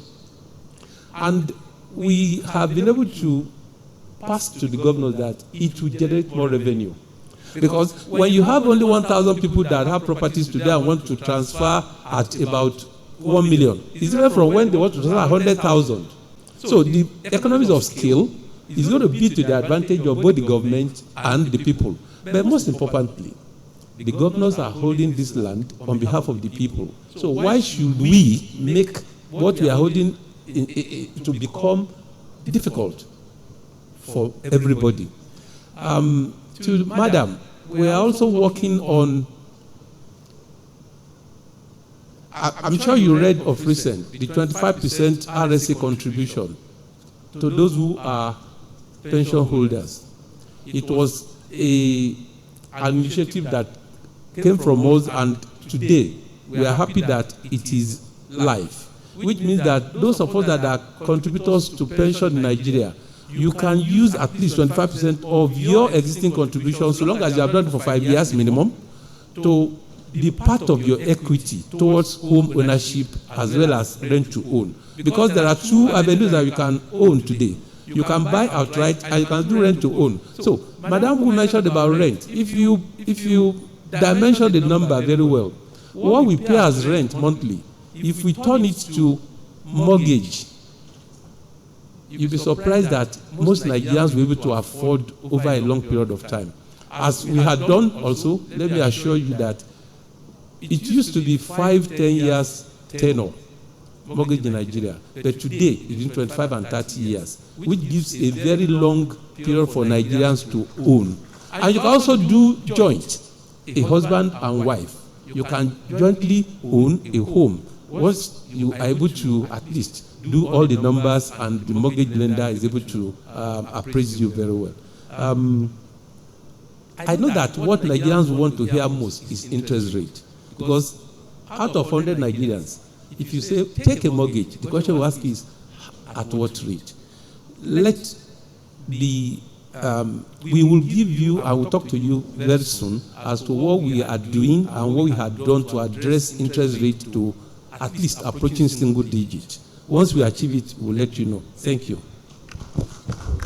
Thank you very much, sirs. Our discussants have done justice to this topic. Can we also give them a round of applause, please?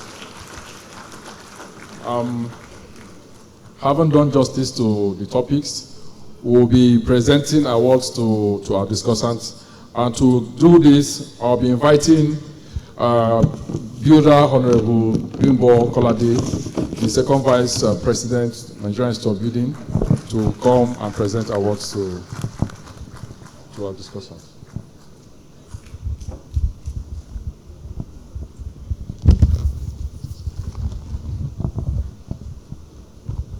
Thank you. Thank you.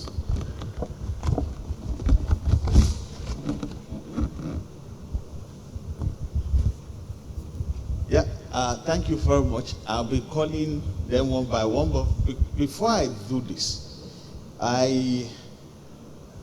let's appreciate them again, all our discussants. Very wonderful and very well. And it's been a very wonderful topical issue. And it's a good avenue for us to be to pass on advocacy. And especially I must appreciate the GM from Lagos State Safety Commission, for the well advocacy on the issue of safety matters in Lagos State. And I believe that, as we know, that Lagos is a mini Nigeria, and it's something that will spread around. And I sure know that the issue of safety commission will soon spread around Nigeria, and which of course we have said that about 8 states has already come here already to understudy the Lagos State Safety Commission. So we encourage our people in Lagos State of the need for them to come meet you for a proper, better advocacy on the issues where building construction safety comes into place. It's a matter of law in Nigeria that as far as building construction safety is concerned, is the duties of the builders to prepare what we call builders documents, of which the health and safety of construction workers on site, it's a requirement of it. Actually, it's expected that before the physical planning people will approve your building plan, that building construction health and safety on site is part of the document that you need to submit. As you are submitting your architectural drawings, your structural engineering drawing, the builder's document drawing paper should be part of what the physical planning people will look at before you're approving your building plans. So please, I know that it's a matter of advocacy which surely we will try to do more, and there is one of the reasons why things like this is being organized. And I must again appreciate the Lagos State chapter of the NIOB. In the last 3 years, they have changed the part of the shifting landscape. Lagos State chapter has changed the issue of our conferences and all that, and I believe that very soon the national will take into this also. I know Professor Rahim we may not be happy about that. I believe that we've had enough of all this academics paper. How many of us have we not enjoyed this much more better than our routine somebody coming and reading out all technicalities and everything? We know we need that, but I know that at the national level we will try to encourage this kind of discussion much more. So thank you very much, Lagos State chapter. We appreciate you. We know that you are the Yala chapter. Keep it up. So I will then go ahead and do this assignment. You have come and we recognize that which you have done, with us today. So the first person I will call is Mr. Gbadebo Olameru. Okay, and we are presenting this in appreciation, of your.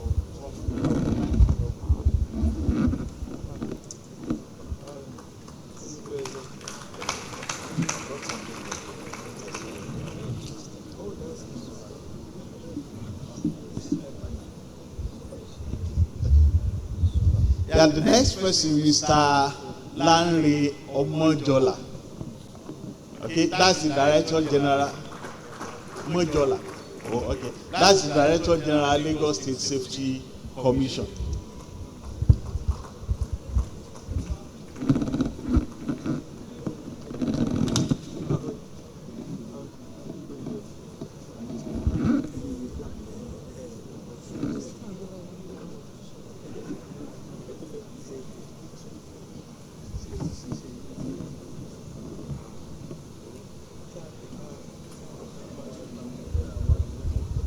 Town Planner Daisy Omotosho, the General Manager, Lagos State Planning and Environmental Agency, Monitoring Agency.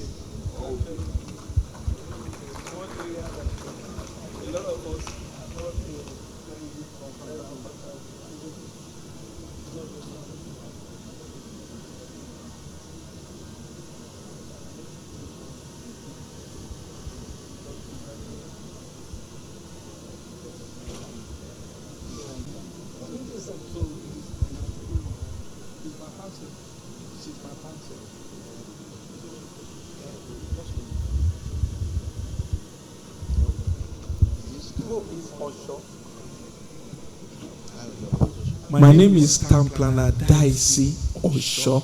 Daisy, not Omotosho. Lagos State Planning and Environmental Monitoring Agency. Thank you very much, Mr. Daisy Osho. You know the problem. You know, that's one of the trouble that we have when people appear in this kind of attire. Mr. Daisy, if you have appeared like an Osho man, nobody will doubt that you are Osho. In this, you cannot see Osho in this. Thank you very much, Mr. Daisy Osho. Yeah, the next person, Mr. Kayode Omotosho, Executive Secretary, okay, Mortgage Banking Association of Nigeria.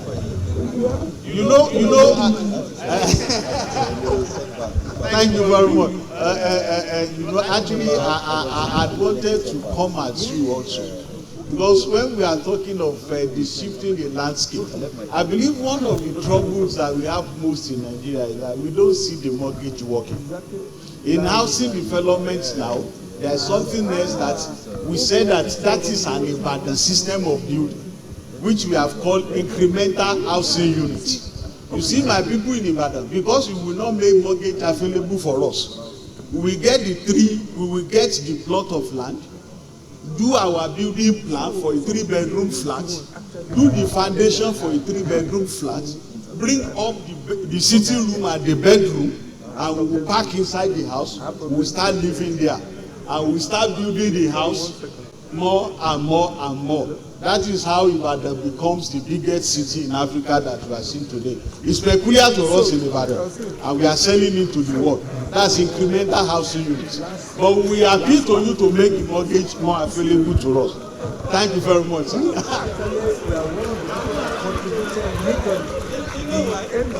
Yes.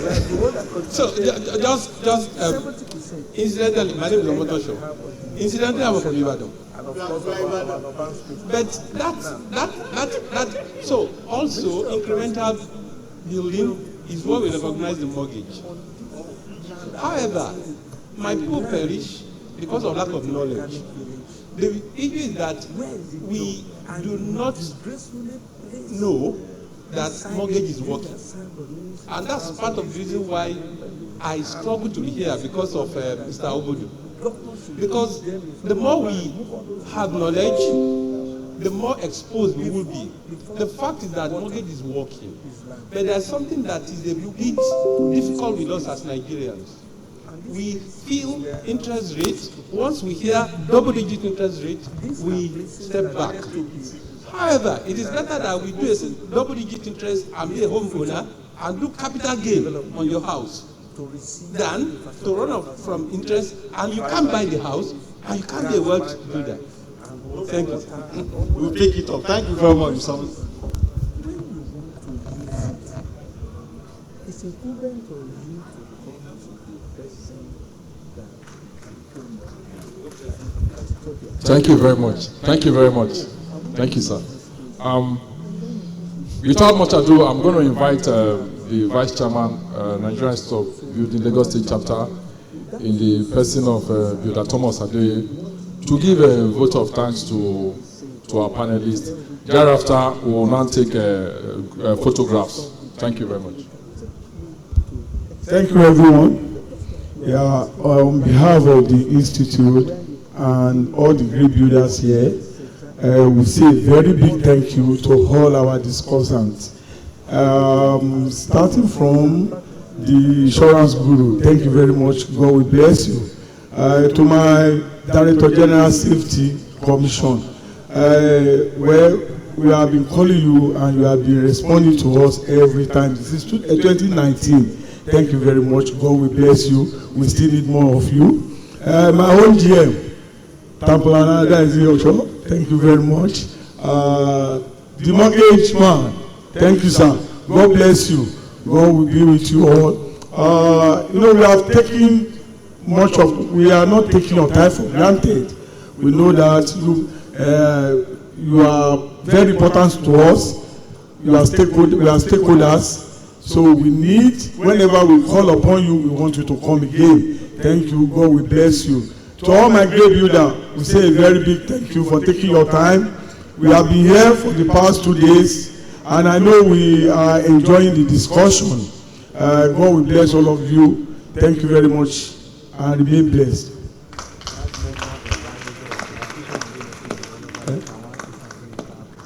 Okay, our partner, which are the artisans, they are here. If you're in the hall, let us identify you by standing up. We so much appreciate you people. Thank you very much. God bless you. The real estate developers in our midst too. Real estate developer. Thank you very much. Thank you for coming. Thank God. God bless you, everyone. Thank you. God bless you. Thank you, sir. The Vice Chairman, Lagos State Chapter, Nigeria Store Building. Sir, please, the photographer has asked us to come here, downstairs to take group photographs. So, we are going to be asking the national officers here present to come and join them in the group photographs. Please, the HS, the second vice president, the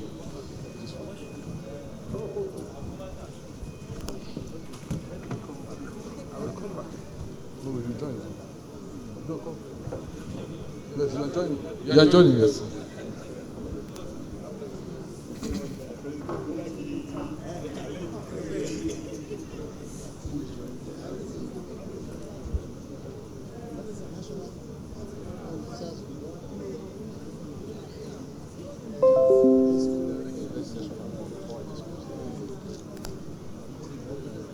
The elders of the institute can join them, please.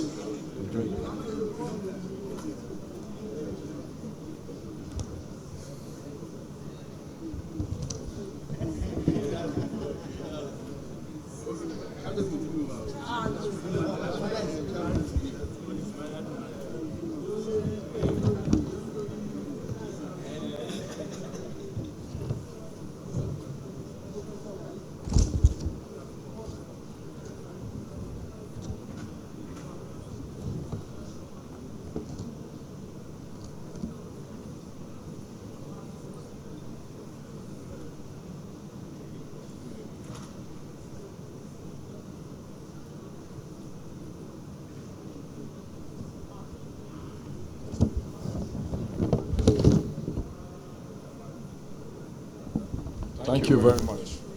Thank you very much.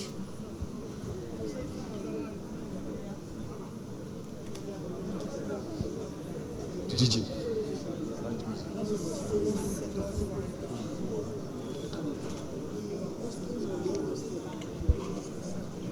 Okay, so the next set of pictures will be the ESCOs of Lagos State chapter and members of the LOC, Local Organizing Committee members, to please come for a group photograph. Members of the ESCOs and LOC.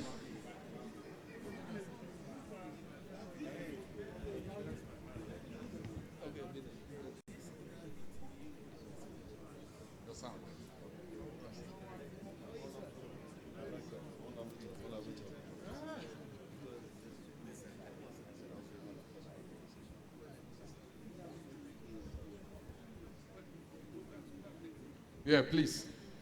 Okay.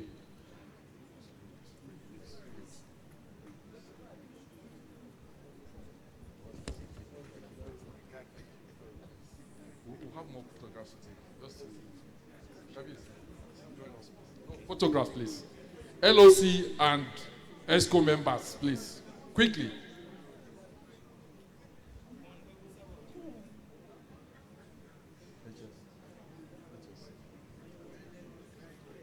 Where is Felix?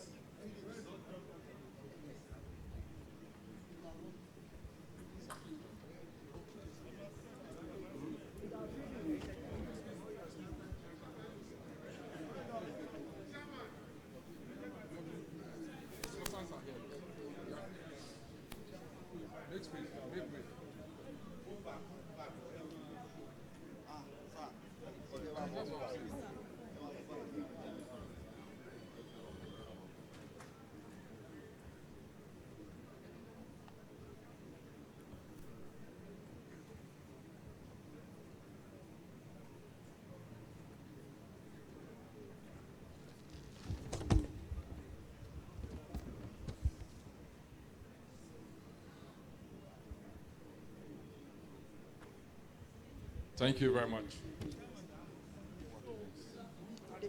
Thank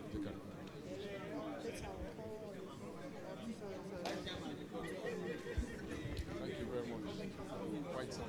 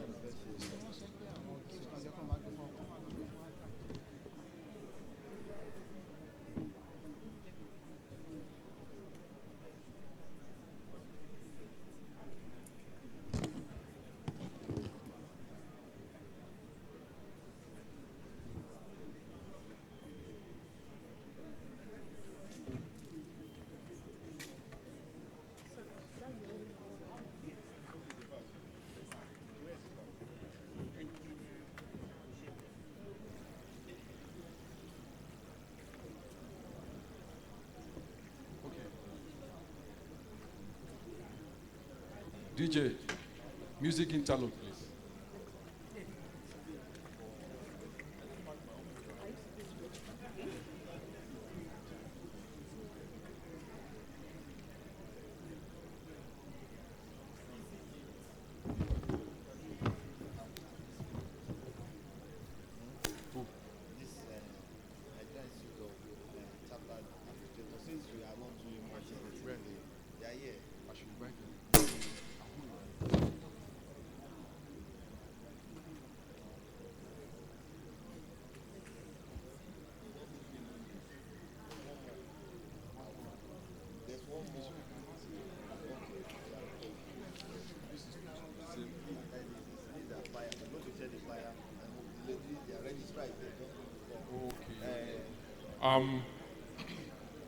I want to use this opportunity to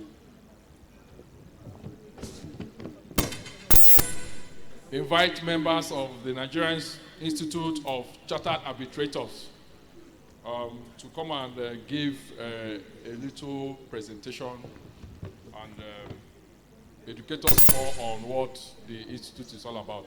So members of the Nigerian Institute of Chartered Arbitrators. Representatives here? Okay. Thank you. So introduce yourself and.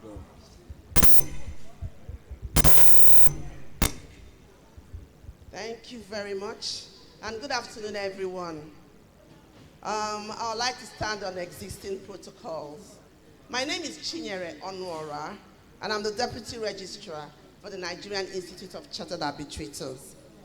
I want to congratulate everyone here present on this August event, well organized.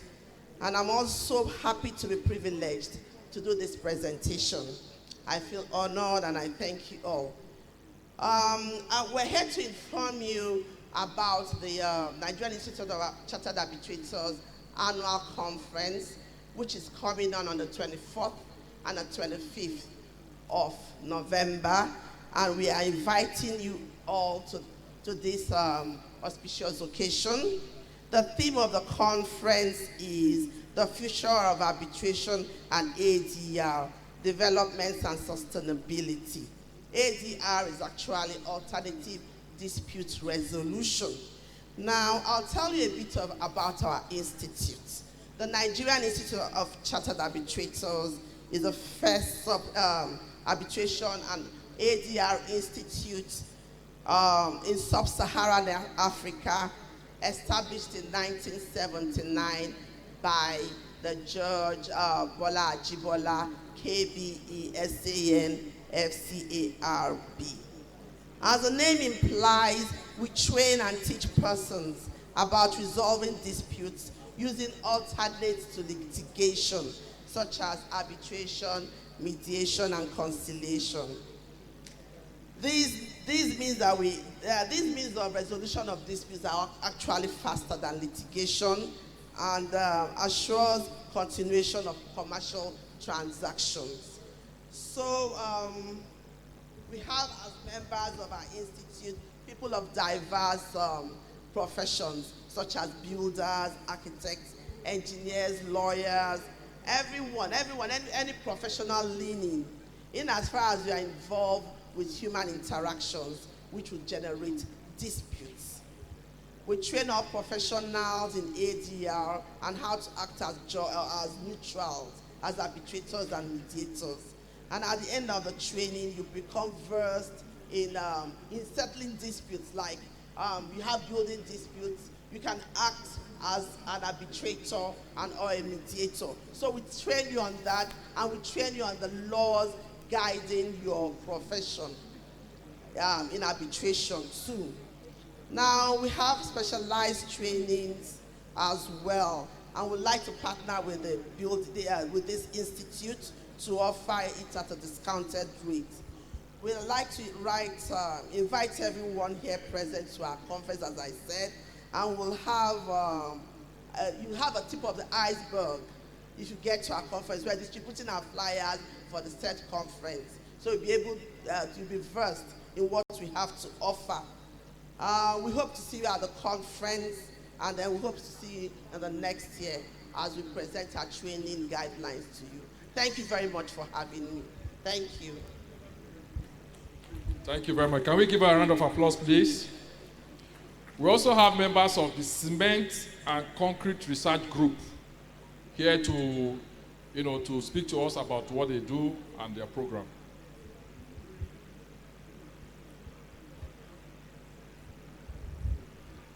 Thank you very much. Ladies and gentlemen, I bring you information from the Cement and Concrete Research Group at Ladoke Akintola University of Technology in Ogbomoso. We are organizing our first international conference on advances in cement and concrete research.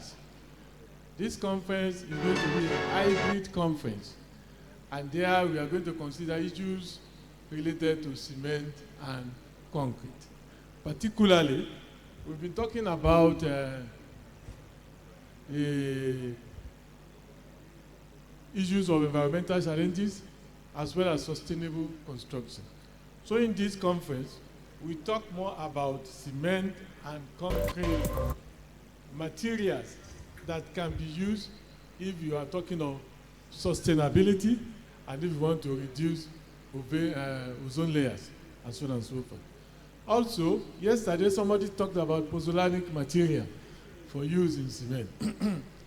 There have been series of researches in that area, and there are results that are really forthcoming so that we can, at least for some time, reduce the quantity of cement that we use in our buildings without affecting the structure, so negatively.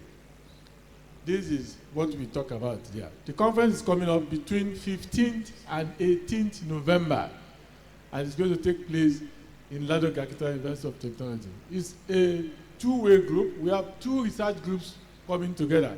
One is the Cement and Concrete Research Group in Lautech, Ogbomoso, and we have our twin sister, Sustainable Green Concrete Research Group in South Africa. So the conference is holding in Ogbomoso. I want you in Lagos to take some time out of this your hustle and bustle of Lagos State. Come to Ogbomoso to eat amala and gbegiri. Come to Ogbomoso to rest for 2 days or 3 days, so that when you come back to Lagos, you will be refreshed. And you learn more things about new researches in cement and concrete. I hope to see you there. Thank you very much. Thank you, sir. A round of applause for him, sir.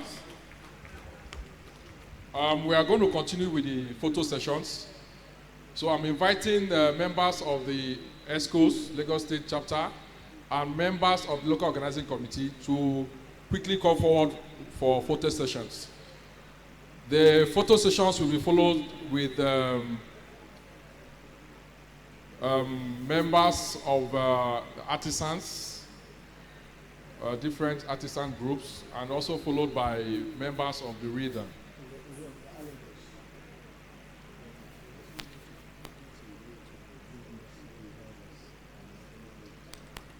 Members of the ESCO and LOC, quickly, please. Quickly.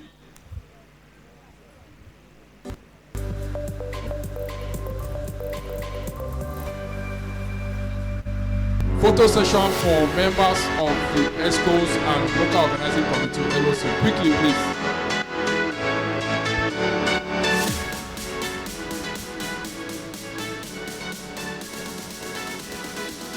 ESCO and LOC members, please, quickly. I want to once again welcome everyone to this program and to assure the participants, stakeholders that for us as traditional rulers, we will continue to collaborate with you. We will continue to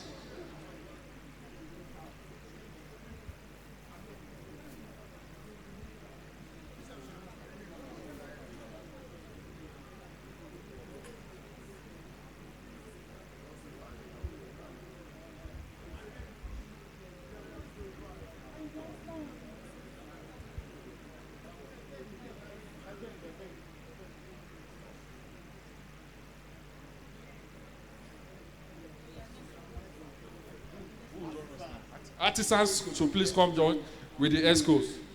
Artisans and ESCOs, please.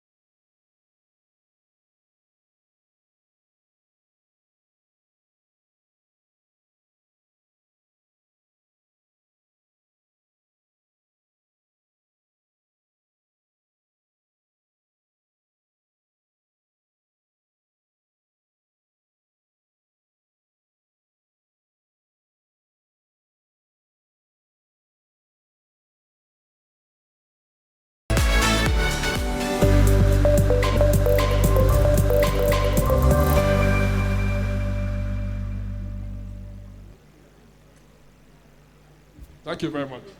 Thank you. Okay. Trustees with ESCO. Members of the trustees with ESCO.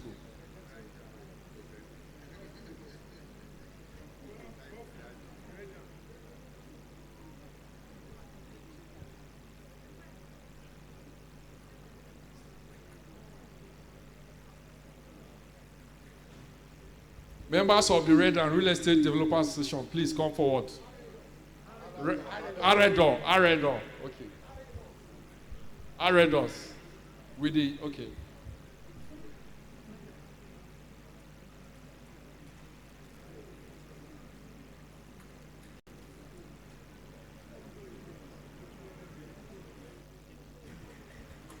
Okay. These are members of Arredos. You are highly welcome.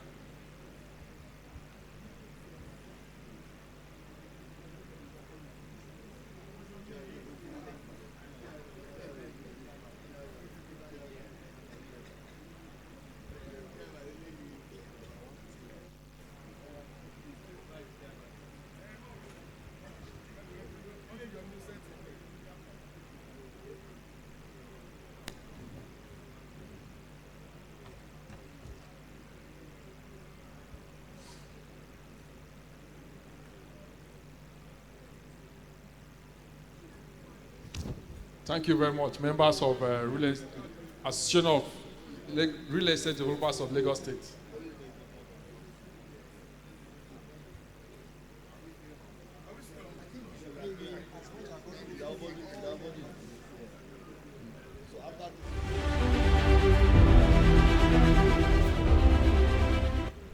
We are re-inviting members of the Board of Trustees once again with our past president, Builder Awobodu.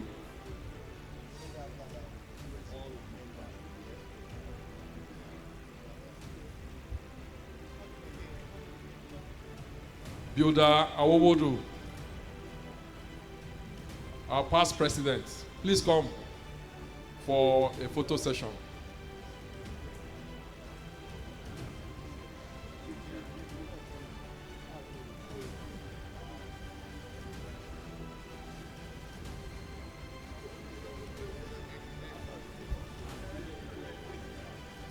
So please come forward.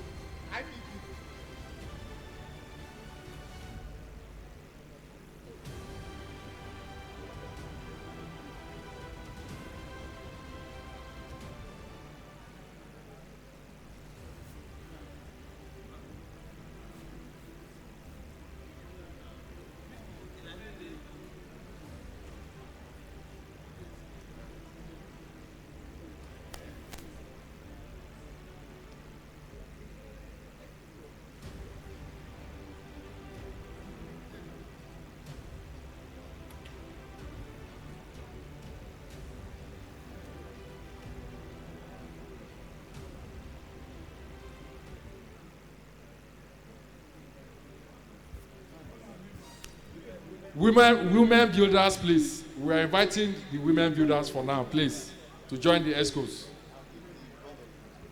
Women builders, please come and join the Board of Trustees. All women builders, please come.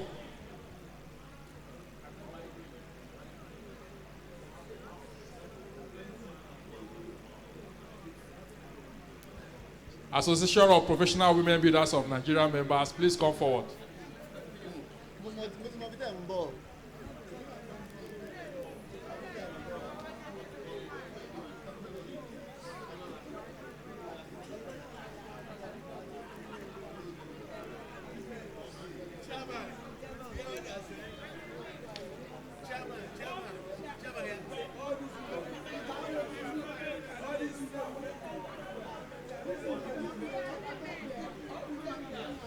Women builders, please. ESCO and women builders to the Board of Trustees. Only the women, please.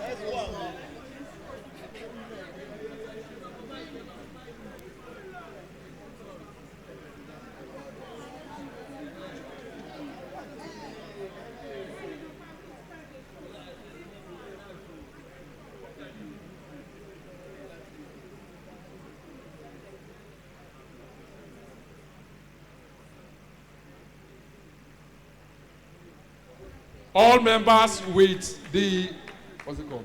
With this our branded t-shirt. All members with our branded t-shirt. Members are encouraged to always have this t-shirt. Can you come forward, please? Members with the 34th Lagos Builders Conference t-shirt, please can you come forward? Thank you. Thank you.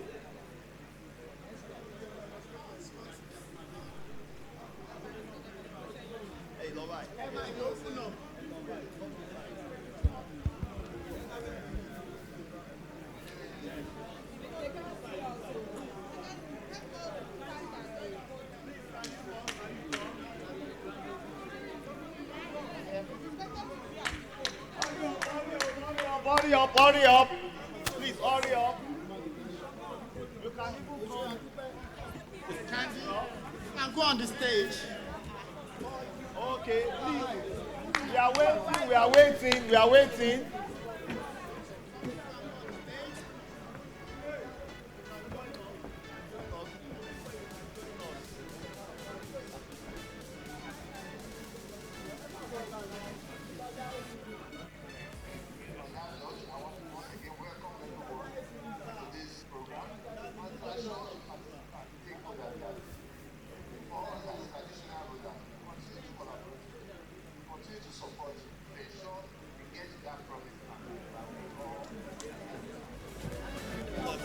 Friends of the Institute that are here present.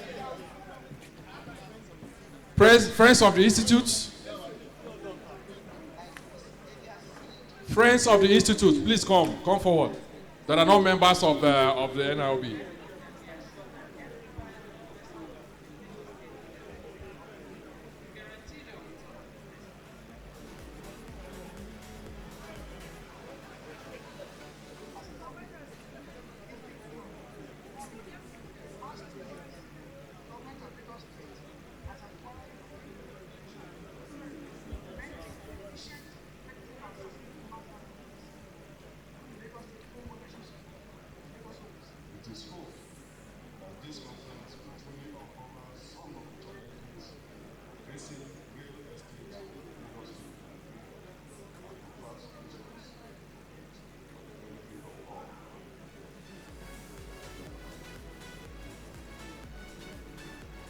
Thank you all very much.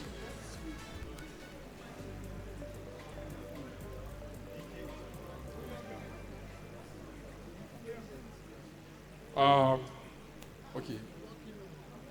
We want to invite the Chairman, Association of Real Estate Developers of Lagos State, the General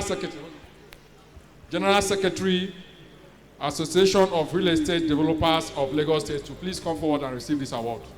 And we are inviting the chapter chairman, Bida Lucky Isename, to come and present this award to the Association of Real Estate Developers of Lagos State, AREDOS. Mr. Chairman, sir.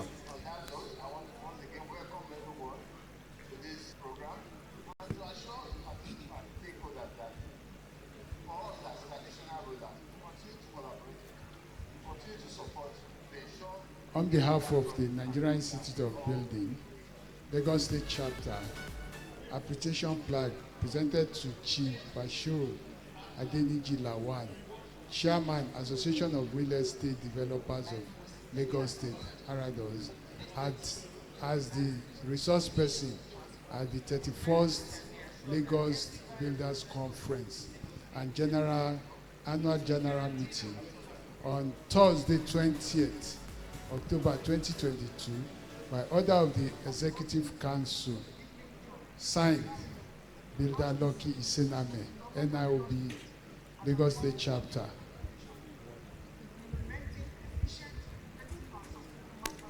Other members should please join. Other members of AREDOS present here should please join the General Secretary as he receives the award on behalf of the Chairman.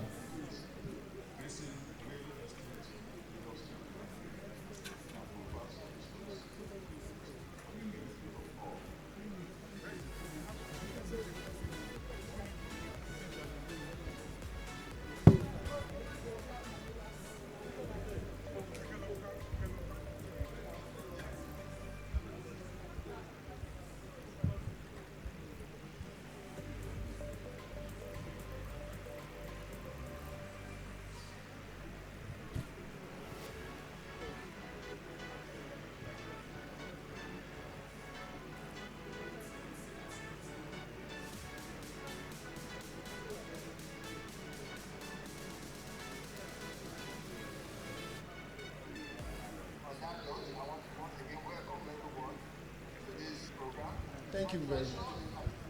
Thank you very much. Thank you. We are now getting set for our AGM.